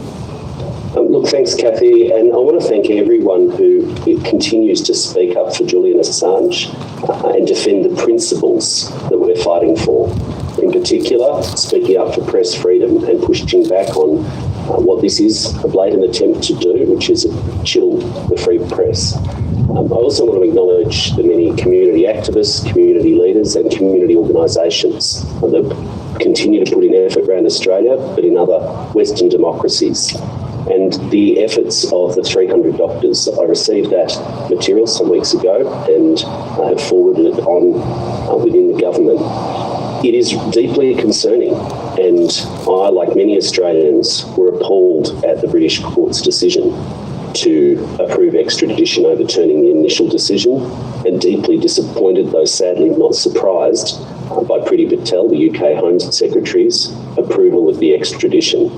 Extradition is always, in democratic systems, a political judgment to make ultimately, and extradition, in my view, a principled view, should not be approved for what are inherently political crimes. They're matters of principle, which I've stated before. Now, I understand the reasons from speaking to his legal team why Julian has to date received consular assistance from the Australian government. It may be time that position is reconsidered, because it is frankly very difficult for the government of Australia to get involved in these issues and try and seek assurances and push for assurances around health issues when consular assistance has been rejected. I'm not meaning that to be an inflammatory comment, it's just a statement of fact. And I do understand why to date consular assistance has not been taken up and why there hasn't been trust in that process. But the medical evidence is deeply worrying about his current health conditions. Allowed to do so under the consular assistance banner, get involved and seek greater assurances around the conditions in which he's currently being kept and any future conditions around medical treatment. That's what I'd like to see. I'm sorry, to be clear, what I would like to see is the prosecution dropped, extradition not approved, and the matter brought to a close. And the Australian government has been clear before and since the election that the case has dragged on for long enough and that the matter should be brought to a close. They were words enough is enough that the now Prime Minister Anthony Albanese have used before the election, and we continue, so I'm assured, to express the government's view to the UK and the US about it. Thank you, Julian Hill. My second question concerns an article in Declassified Australia by the lawyer Kelly Tranter, who submitted freedom of information request to the Attorney General Department. And she received documents regarding a prisoner transfer protocol. There was a lot of stuff that was redacted in what she was handed back, and that was in relation to key risks and mitigations. What we could see there really principally concerned what happens after Julian is extradited, goes through perhaps 10 years of the appeals process, and finally, we don't want this to happen, but if he gets convicted, then there is some kind of loose agreement that he would be allowed to apply to serve a sentence in Australia, where America would dictate how long he is imprisoned here. Now, we are very concerned about what's hidden behind this black rectangle of redaction. The question that Kelly Tranter poses is she would hope that one of the key risks is suicide. In fact, that's the one that she draws attention to. She also puts in a quotation from Professor Koppelman, who was one of the expert witnesses for the defence. He's a world-renowned psychiatrist, and so was another one, Professor Quentin Dealey. However, there were two other expert witnesses on the prosecution side, and all four were in agreement that Assange presented a moderate to high risk of suicide, not in the US, but in the UK. What was stated in the quotation from Koppelman, and this is something that I've been aware of because, and Mary Kostakidis as well, because we have been in the courtroom for the last 2 years, we remember very clearly this being said, and this troubling me for some time, that once Julian's extradition became imminent, he would find a way to complete his suicide. And this view was accepted by the magistrate, Vanessa Barreto, from the lower court. Now, the problem is, and Kelly Tranter points out, we might leave it there. Thank you, Kathy. You can hear the full interview that the executive producer of Consortium News did with Julian Hill when she puts the package of today's event together. And we'll make that link widely available. We'll now go to Catherine Kelly. Catherine and the Australian Alliance for Against Political Prosecutions were major supporters of Bernard Collaery. Today, she's in Adelaide for the public interest hearing of another whistleblower, Richard Boyle. The Alliance Against Political Prosecutions is appalled at the treatment of award-winning journalist Julian Assange. It is clear that Julian Assange did not commit espionage. Published material provided to him about war crimes committed in Iraq in 2010, about Guantanamo Bay, Afghanistan, and other things we had a right to know about. What else could he have done? Surely we don't encourage people to keep silent about crimes. But since publication, he has suffered extreme persecution. With the time in the Ecuadorian embassy and in Belmarsh prison, where he remains to this day, it is close to 10 years that he has not seen freedom. He has suffered isolation, deteriorating physical and mental health, and torture, as assessed by the UN Special Rapporteur on Torture, Nils Melzer. For a man not convicted of any crime, this is extreme injustice and inhumanity, which is clearly seriously adversely affecting his health. Julian's prosecution is a great danger to press freedom and human rights everywhere. The assurances given by the US government about his treatment in US prisons cannot be relied upon and should not be relied upon since he has not committed any crime. We urge Prime Minister Albanese to put an end to this persecution of an innocent, courageous man and to speak loudly and clearly to the UK and US governments to free Julian and drop all the charges. The friendship between our countries cannot stand that. What is it worth? Julian Assange must be free.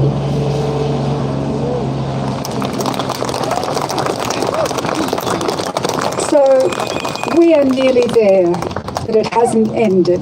It hasn't ended. Please, write to the Prime Minister, write to the Foreign Minister, write to the President of the United States, and come back here because things will be focused around Canberra from now on.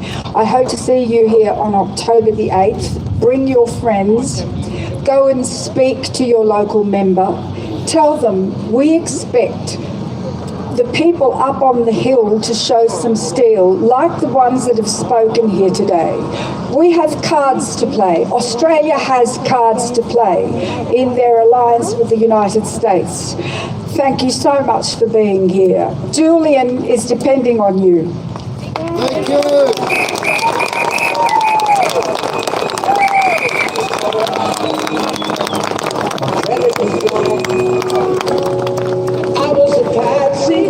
Can you turn around for Because of revealing. those people who have front runners? Do you want to stand over here for for photos. Do you want to stand over here for the photos against the Parliament House? Please. And buried the king so that the world would forget about me. Now I'm a toy in the bubble, I'm the link in the chain, I'm the cause and the trouble that's bringing home.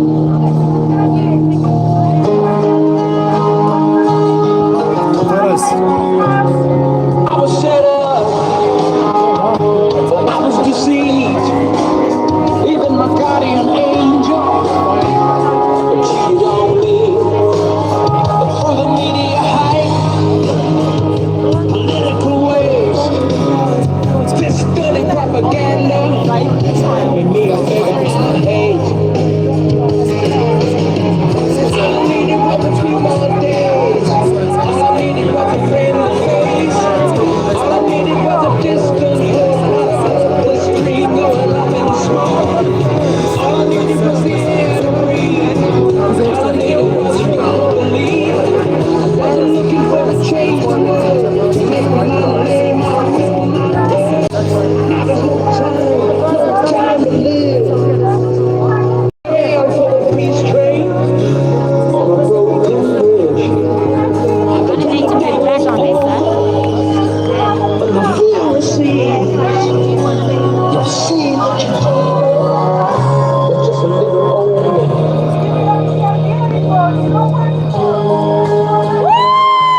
Free Assange! Free Assange!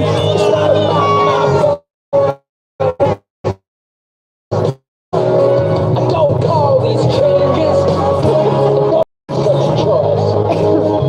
So please forgive me.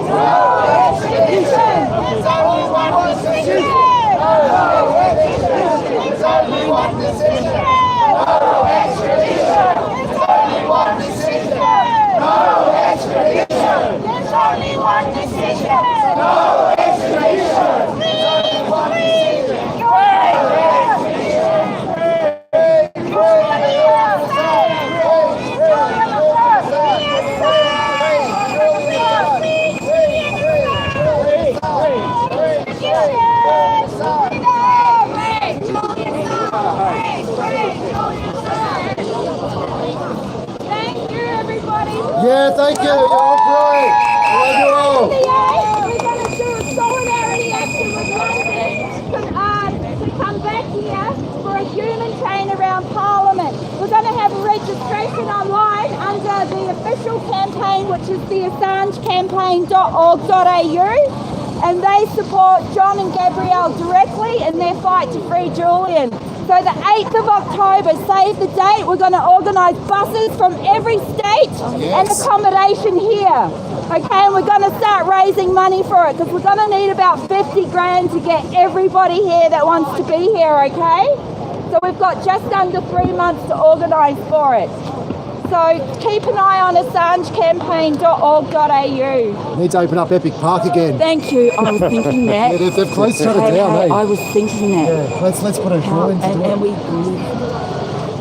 something else. We've got a pair of ladies, guys. Could you message me links of all the things that I need to keep an eye on? Yes. But I'm local. I will do whatever I can. I tried. Someone gave you that. Someone gave me this. I don't want to give it. You don't know. Probably put it up on the stage somewhere. I reckon someone will claim it. Often people go home and forget to. They get so carried away with the It's for the table. We've had flags. We've had people walk away and forget their flags and stuff like that. This is a really good one. We'll bring it on the arm.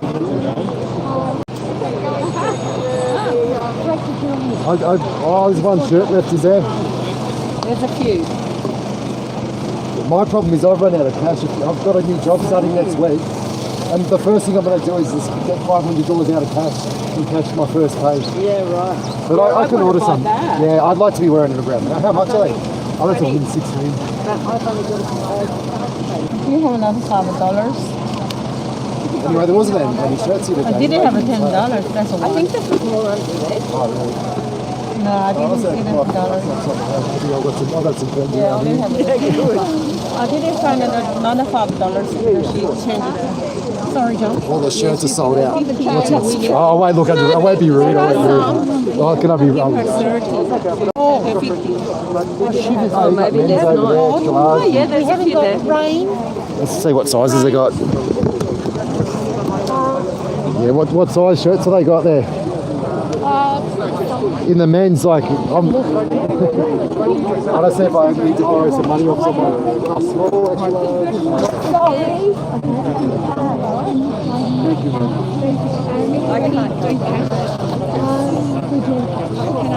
So it's all extra large sizes and small. There's no. I was here anyway.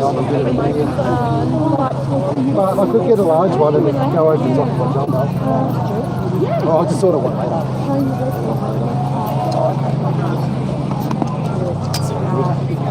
Yeah, got no shirts in my size, but I'd love to be wearing it. Yeah, mate, Ozzy, I saw you on the chat, man. There is a way to stop getting one of those smart meters. I used to have a letter on my computer. I'll have to look it up. But there was someone's made. Well, you could probably watch it up, look at it. You could probably look it up online, but just a template to stop the smart meters. You send it off to your electricity provider. You can't do shit off of it. I never sent one away, but I got solar panels on the house that I'm living. And you have to get a smart meter. And they put the antenna right behind where you sit in the lounge room, so it's not a good spot. And I still haven't put a shield up for that yet.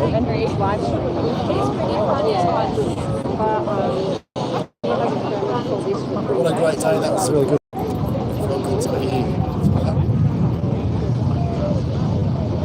Or maybe it's because I drank coffee and I was on the coffee bars. It's really good vibe. I woke up midnight last night and I was so excited about today I couldn't sleep till about 3:30. And I did what I haven't done for years and had a midnight snack. It's about 2:30. I opened up the esky and opened up the fridge. And I got stuck into some chocolate cookies and everything.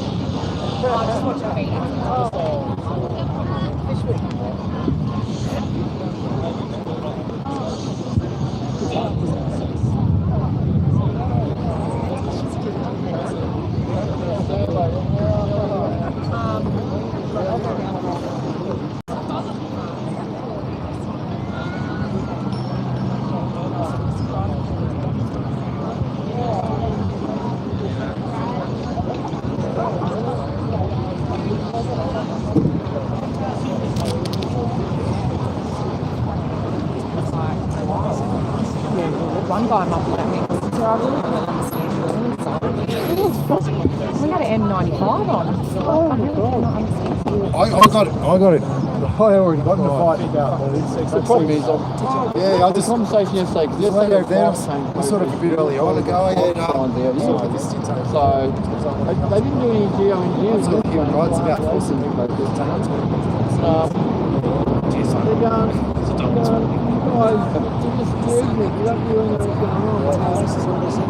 yeah, I wonder if these blood clots are from the vaccine. We see the whole picture.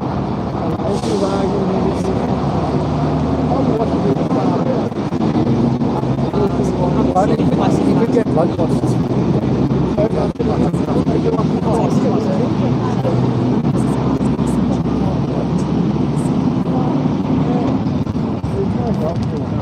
Well, I reckon they probably want it to die because then they all get out. They all get off. What I do prison break, that's what we need. It's my first day at work. I'll be people booking my first holiday. 8th of October. What is the 8th of October? Oh, you think it's a threat? Well, that's the deep state.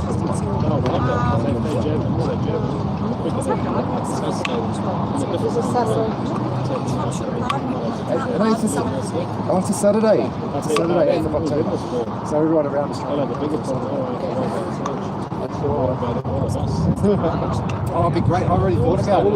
And I've calculated it. It's only about 2 kilometres. I think you needed 1,000. Yeah. It wasn't that many. When I calculated, I went, man, we could do that easy.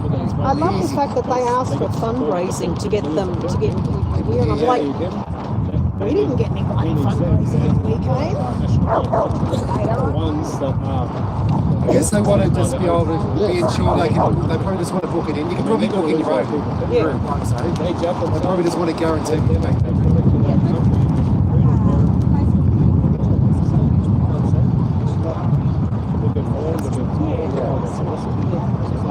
Yeah, I got invited again. And if we all go, it'd be a big house party then, right though? The police be called. No, I got invited again. The girl who was driving the truck there, she said, oh, you come. I said, oh, I was going to go to hospital. I was so exhausted though. I had something to eat. I was just like,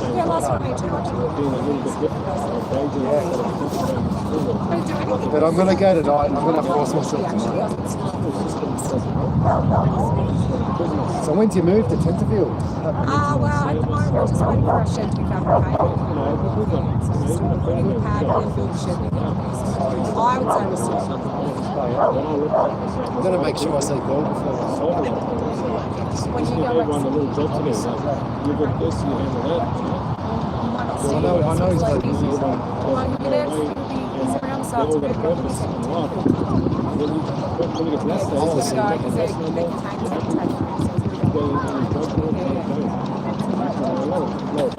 I'll give him a call.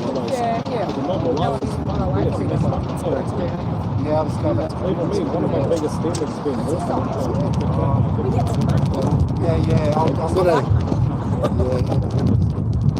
I'm just so busy. I haven't had cash for some.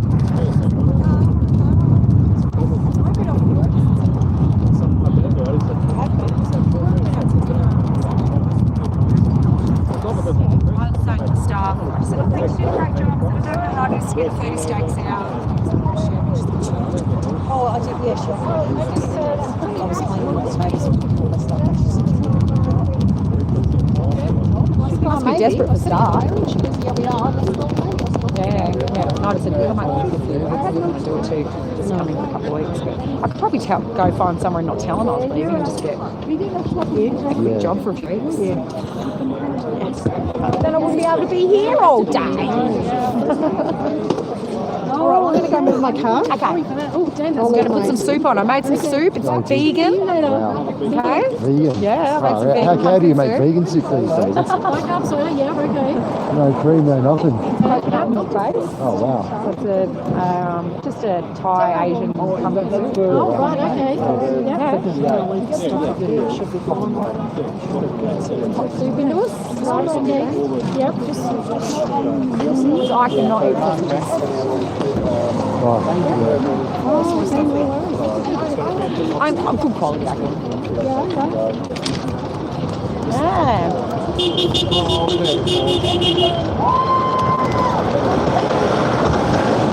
Well, that stage worked out well today. They had them all to use. Yeah.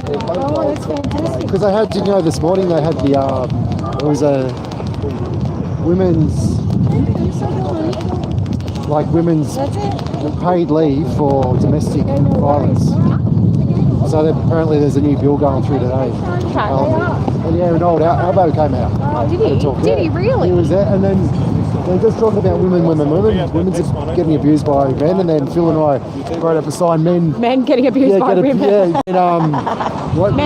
Men suffer domestic abuse. Also, suffer domestic abuse. You got live. What's your is that Facebook? Yeah, no, Canberra protest 2022. I need to put a sign up like there's a YouTube.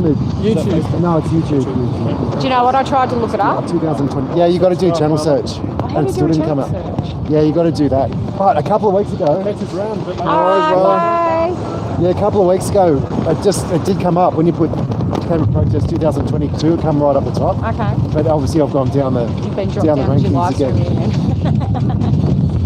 Because I tried to look it up on my other phone this morning. I'm like, it's not coming up. I've got it. I've got it on my other phone. Yeah. I can send the link to myself. I was just trying to search, and all it came up was just all the news articles from this year. Yeah, it wasn't the best. I don't know how to do a channel search though. I didn't know you could do a channel search. Yeah, you can. Yeah, specific. You can go to the. Little toggle. When you're in the search page, at the top right. Yeah. I'll have a look at that one. Thank you. Yeah, I was going to put the channel name up there, like it would have been. I'm going to go for the main. I'm going to go see if anyone comes over for a chat.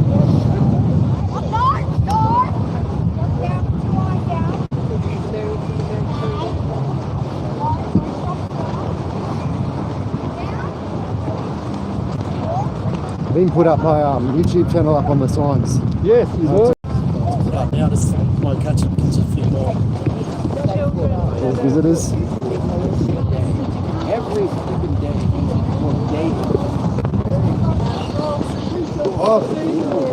Lovely.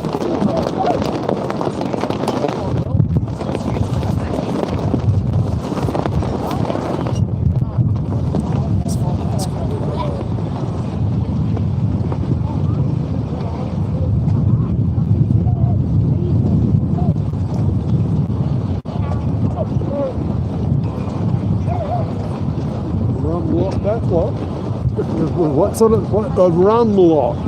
Flying the bloody US flag and the Australian flag and the Union Jack. They're the freedom mob, are they?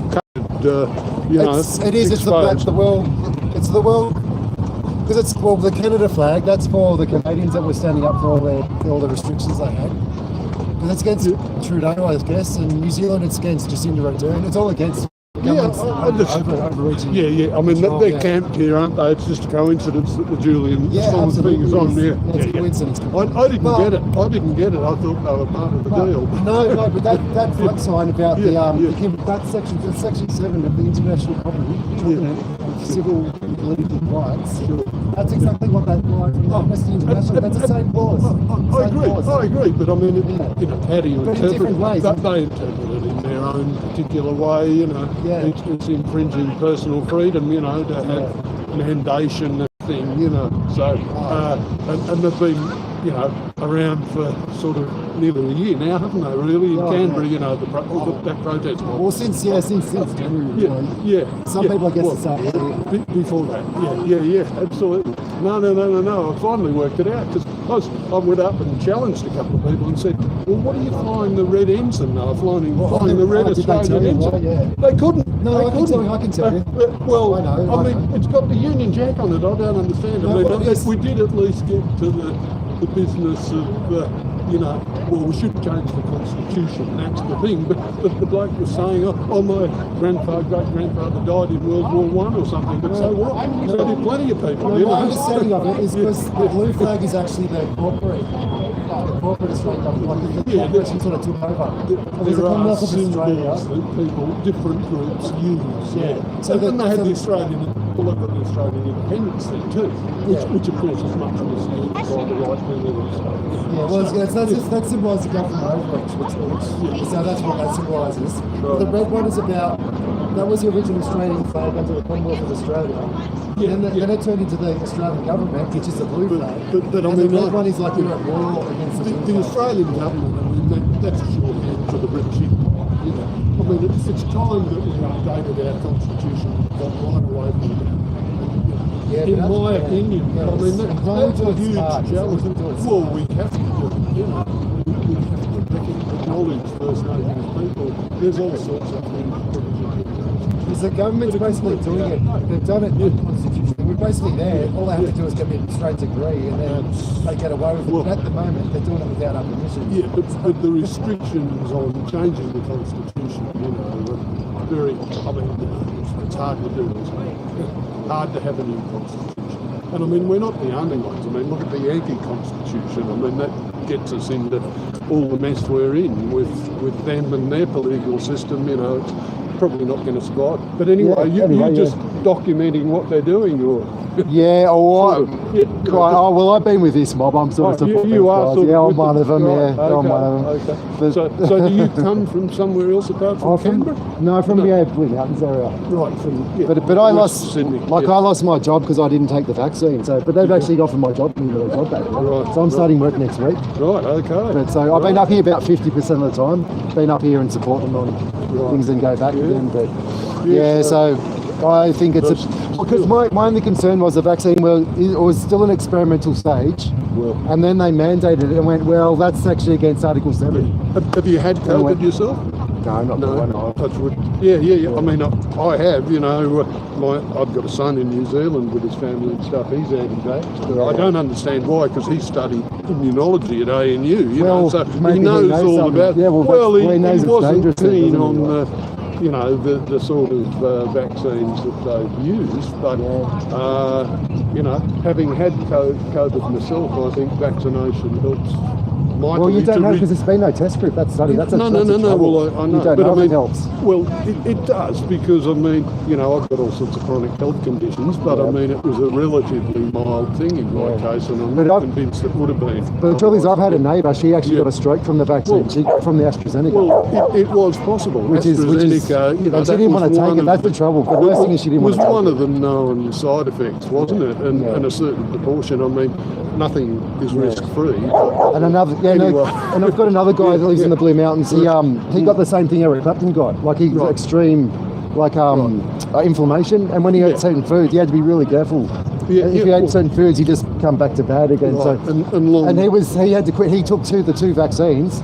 He said, right, I reacted badly again. It made it worse after the second. His immune and he said, look, I can't have a third. He couldn't get the doctor's approval. Yeah. And he had to lose his job. So he took the two vaccines and lost his job. So and wrecked his health. And so he should have the right to say no. But they were not allowing it. And there's APRA's been telling the doctors a piece. We've sort of oscillated a bit, haven't we, with public health policy now to the stage where it's sort of a free for all. So. Yeah, and APRA's been telling the doctors to be silent, and any doctors that speak out get their licence removed. So there's a big cover-up going on. So that's why I'm here to uncover the truth and interesting. It's coming out that the women that have been vaccinated, they're having they're not, what do you call it? They're not going through. They're losing their babies fertility basically. It's not the fertility. They actually lose their babies. Right. I mean, I can't remember. Well, I was just. I get a daily science type email, you know, with papers and stuff. But there's a study, you know, within the last couple of days published that says the opposite to that. That it doesn't have effect on, you know, pregnant women and women having children. You know, everything's okay. So I mean, to some extent, different doctors around the world. Absolutely, they're. You know, that's science, isn't it? I mean, it's not all clear cut and straightforward, and So yeah.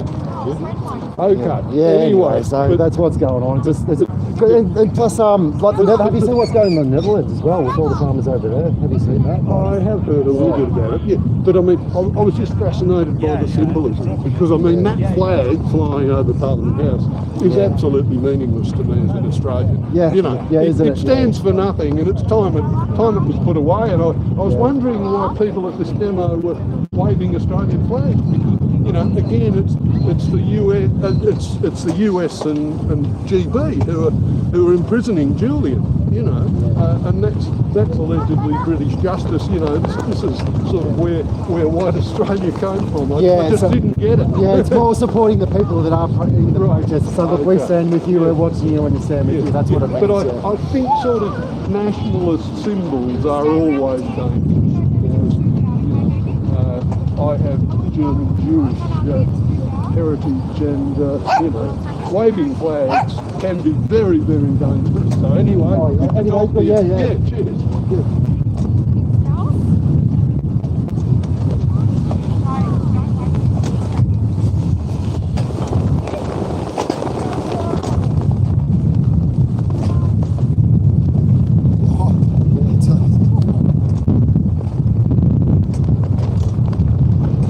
You've got to have your limits what you say. Just when people are ready, when the student's ready, the teacher will appear. So you can't always say too much. Just plant some seeds.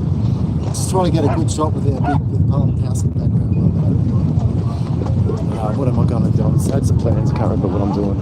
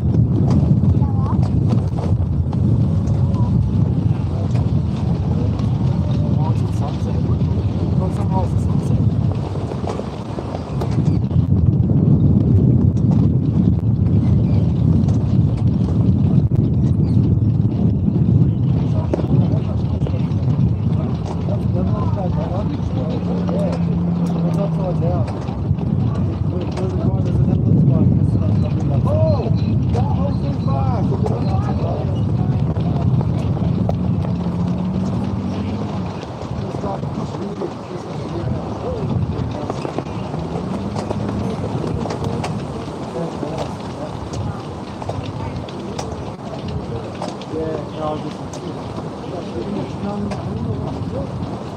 that was so sad this morning.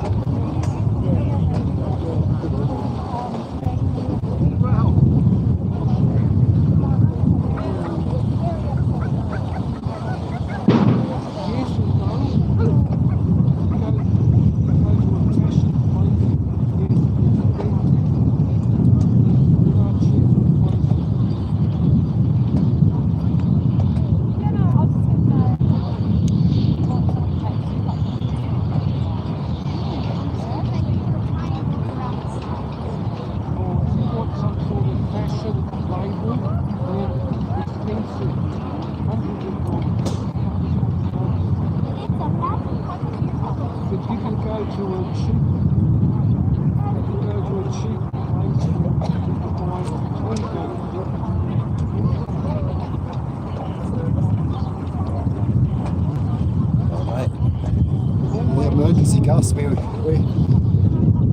still many hours to sunset, but no, got a bit too gusty. Had to have emergency back down. Hey, Amanda. Because everyone disappears quick after these. I'd usually hang around into rallies to talk to people, but people just disappear. I don't see the point of disappearing after the event. I like to stay around and go on as long as possible. I just have to say, put a shout out to this guy. I was about to go thank him live on camera, but then they took the photos at the end and then lost track. But yeah, the Citizens Party, I don't agree with everything they do. I don't agree with all their plans, but they were behind the cash and stopping that cash ban bill, where they're going to make us illegal to, I think, pay anything more than $2,000 cash. So these guys rallied the government and got a lot of support behind them. I joined in, I wrote letters as well, and the cash ban got stopped. So we can still pay cash. You can still go and buy a $15,000 car, second-hand cash, if you want to. Whereas that was our government was about to ban that. So yeah, big shout out to Citizens Party, Robert Barwick. I was a member of them like about 20 years ago, but then I found out some of their policies I didn't really agree with, so I dropped out. But I did put them in my preferences when I voted this year, because I slightly prefer them over any Labor or Liberals. Slightly prefer them over the Greens, but yeah, some of their policies I don't agree. 10,000 cash. Yeah, I think they wanted to go for 2,000, probably raised it to 10. I think 2,000 was their preferred. Yeah, I gave him a lot of acknowledgement. I did at least acknowledge him. I did acknowledge him personally, just not on camera.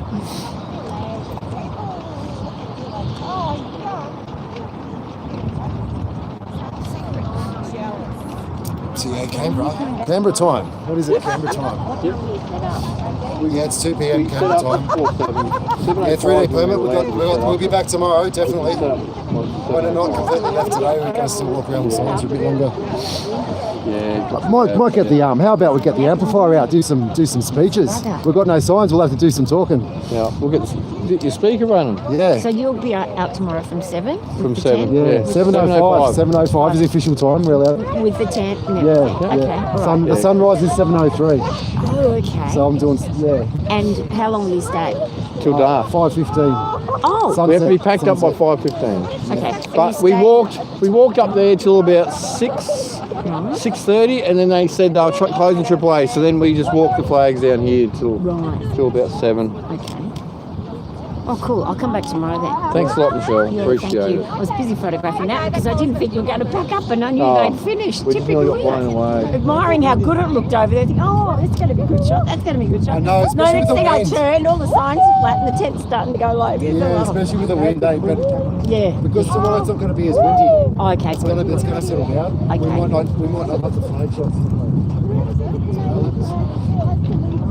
Yeah, it's going to be frosty in the morning when we get here. This is going to be crunchy. You reckon? Jesus. Oh, I won't be that quick. I'm going to avoid that.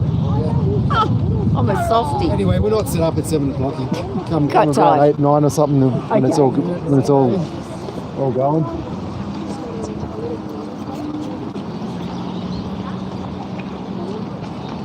Tanya, are you going right now?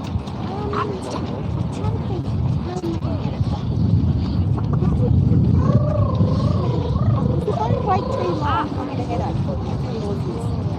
I can take two drops. I'm going to get some shots and everything. Here, freedom Are you coming tomorrow? You get some really good stuff.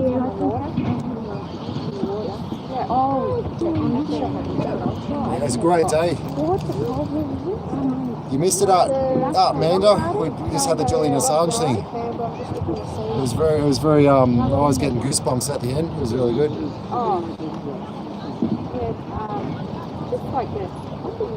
What I might do another chemtrail, another one, Mum. Let's get it live. Come on. Another one, Mum. Another one. What's your name again? I've got a name again. I've got a really bad. Phoenix. I was called Imogen because I was going to call you Imogen, and then I remember. Phoenix is too hard. Right. Oh, so Phoenix. Hey, that's a real. Is that a? Oh, it's gone.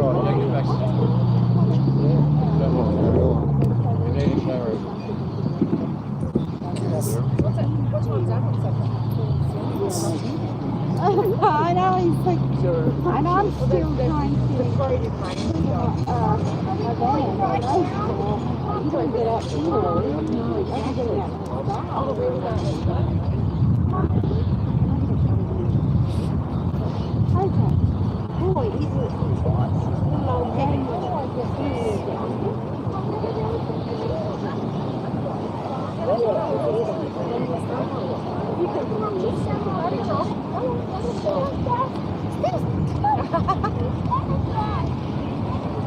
Any flags? Are you happy there?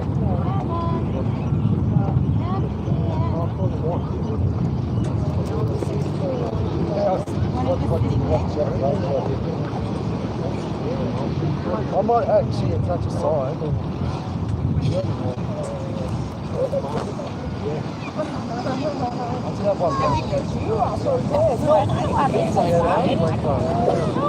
You haven't got any signs?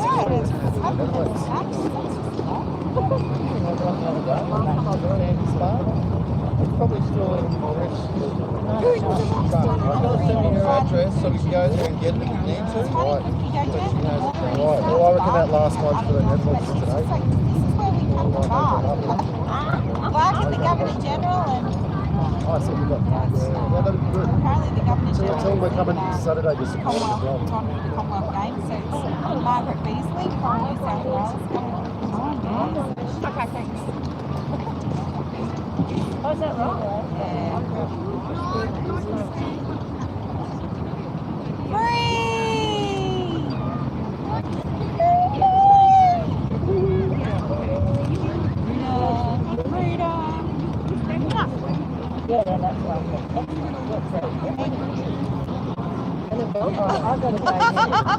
Yes, I remember that was probably the first week down near the library. Did I take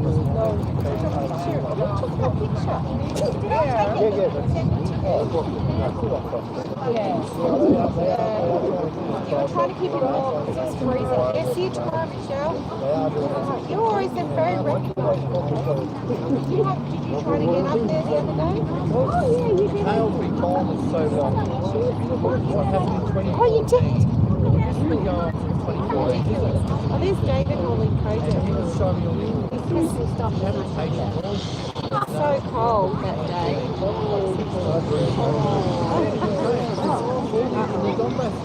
That was in February.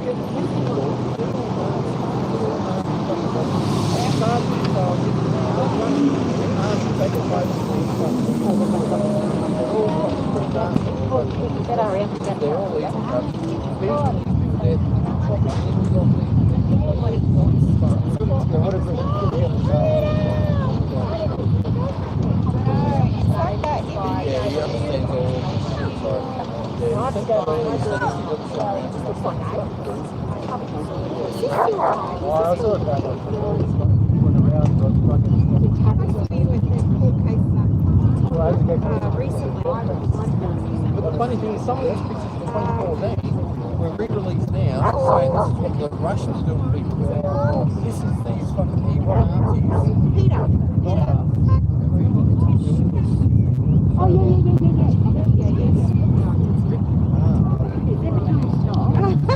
I'm not going to get you again.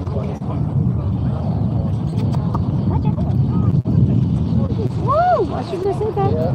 Too cute. I've always liked. Go back to mum, run again. It's Go, Jack. But I know it's pretty good. Beautiful. That was cute. Bye.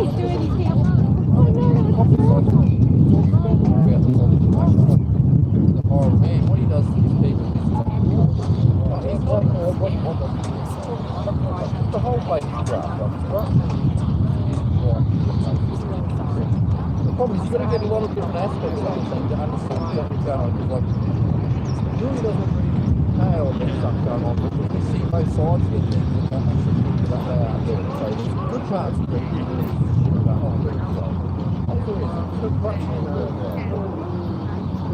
So it's like people like this hard one. I've got to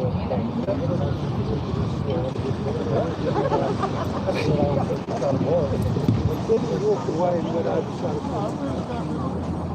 Yeah, it's like we're going to get rid of all that fucking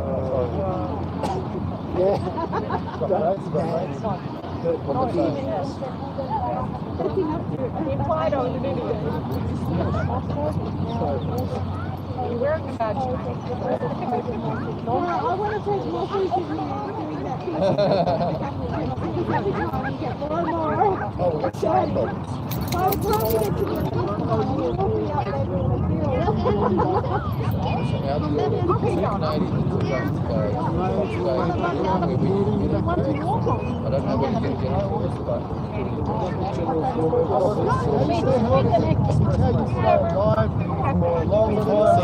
I'm on triple man. Where is it? The problem is Fox Flag had to make it, so we won't see him till next week anyway. But he's trying.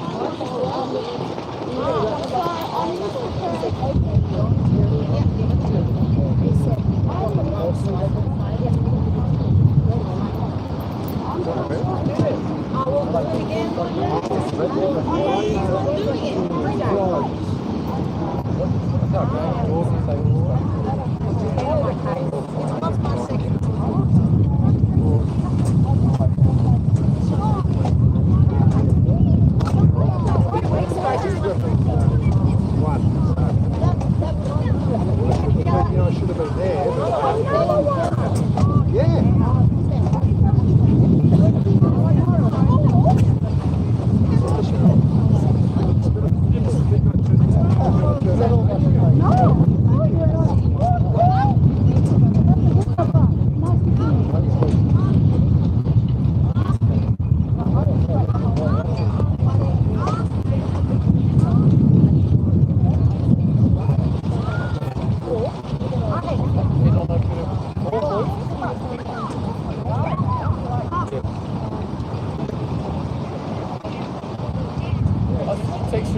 It's going to bring gas.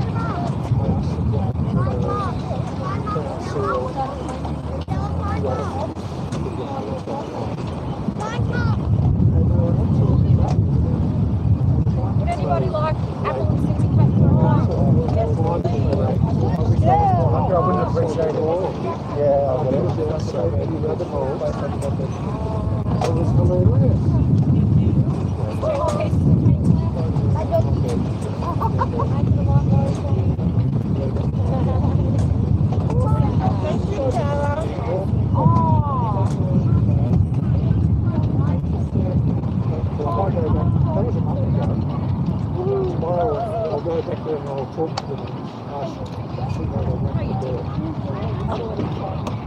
Come on, Stella. Alright. Guys, we'll see you in the morning. Have a good night. Stay warm. I haven't seen you on this. Try the opposite point. I mean, bingo. I'm going to do it. See you all tomorrow. Where's your flag at, young lady? Have soup and then we're going to fish week at 7 to get picked up. Come on, guys. Bye. Can I do the same thing? No, it's over at my car.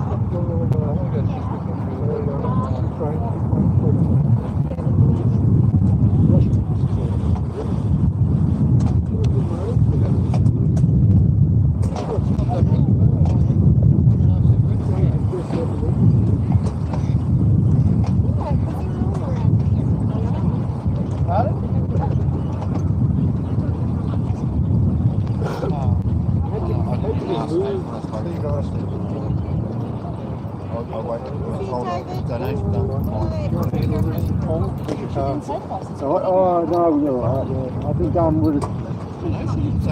we might be here for we might fly for the flags a bit longer and pick a sign to walk around with. Yeah.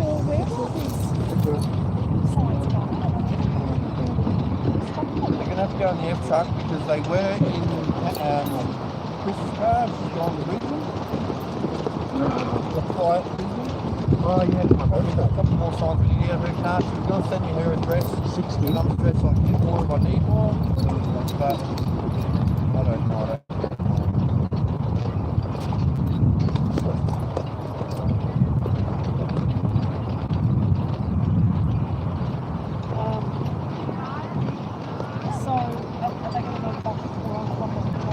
No, they can't go on board. We have to go in the F truck. Oh no, I'll carry them over later. We don't have to have these off the lawn until 10 past 5. So I can carry all this stuff over myself, no stress. I'm wondering if I should order that today. No. I should have run them up on You can get one in Sydney, quick delivery. Paul should have ordered 2 days ago, you could have had it by now. The flag company that Steve told us about on the live stream the other day, they won't be able to give you the Canadian flag.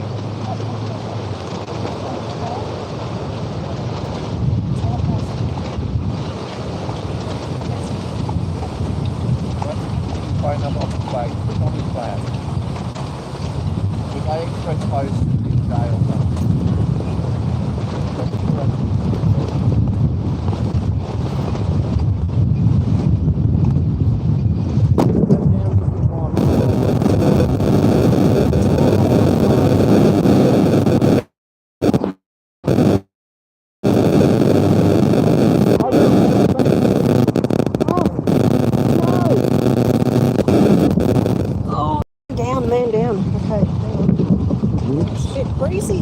Someone taking pictures. It's on a live stream. Did you put your flag back in the Down. In low power mode, enter the mode 15% power, left, do I go cancel? If we plug it into this here, oh.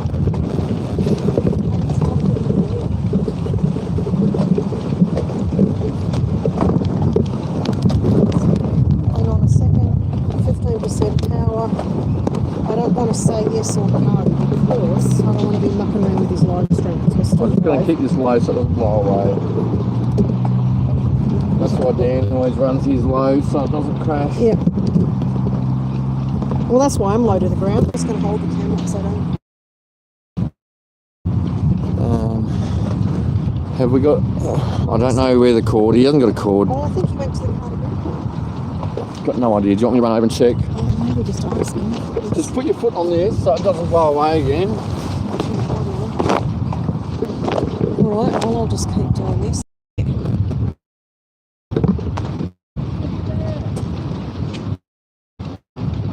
Well, what's happening to be filmed? Why are they filming? There's nothing happening. Oh, I don't know. I'm just filming over there. I could film the sky. Sorry, folks. I'm new to this, so I'm going to get some maybe some content that normally isn't on the channel. So Megan's gone up to Queensland now, or next week? No, sometime. Hang on, what's the date today? Oh, a few more days, I think. Okay. I think she's got a few more days. That, folks, is a vapor trail. That one's a vapor trail. Not sure if I'm allowed to be talking about stuff like that on this channel.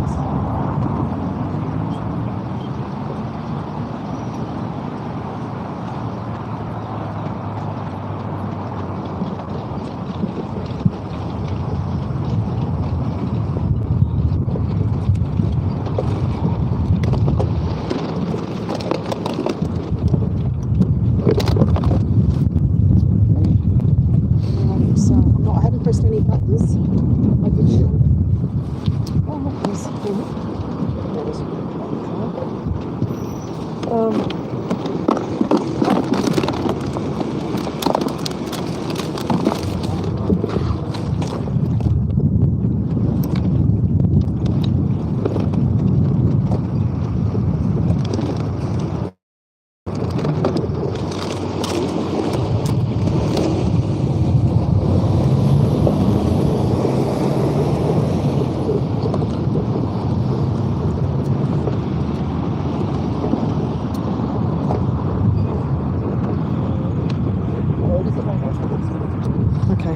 let's go up there.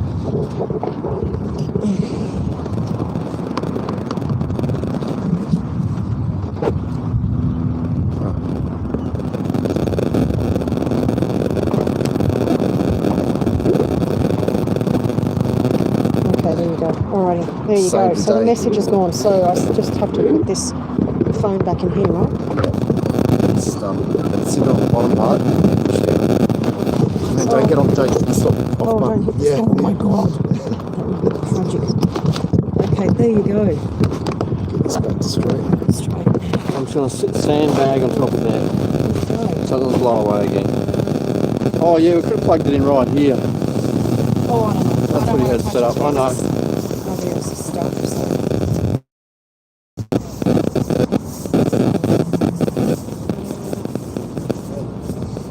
You're from Europe, I reckon. So you got to walk and stuff like that. There must be Europe.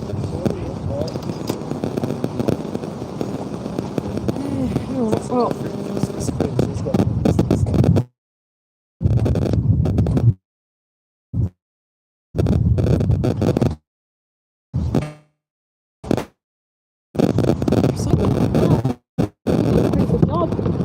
Something wrong with that. Okay. Just take it out. And that can stop recording too, actually. I hit record, so if this drops out, at least I'll get the sound. Oh, right, okay. But then it uses more battery power, so yeah, I forgot to turn it off after the thing. So we just bloody dating sites, man. How do you get rid of these things? Okay, yes, that should be. It's just now, it should be back. See you later, brother. Have a good one. Bye. Somebody maybe. We've got one for a better world that won't clean up after. Oh, is it on mute still? No. I guess I'm going to do that.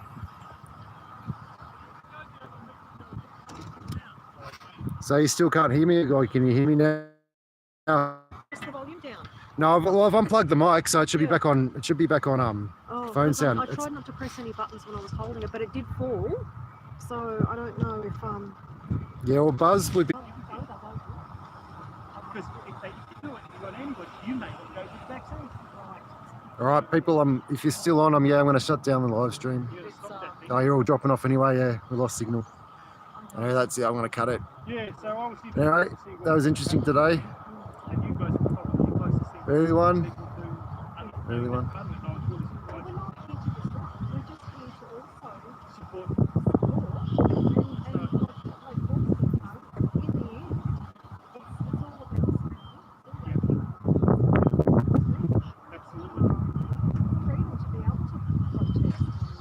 It's interesting because you guys, the Assange brothers, are allowed pretty much half this point.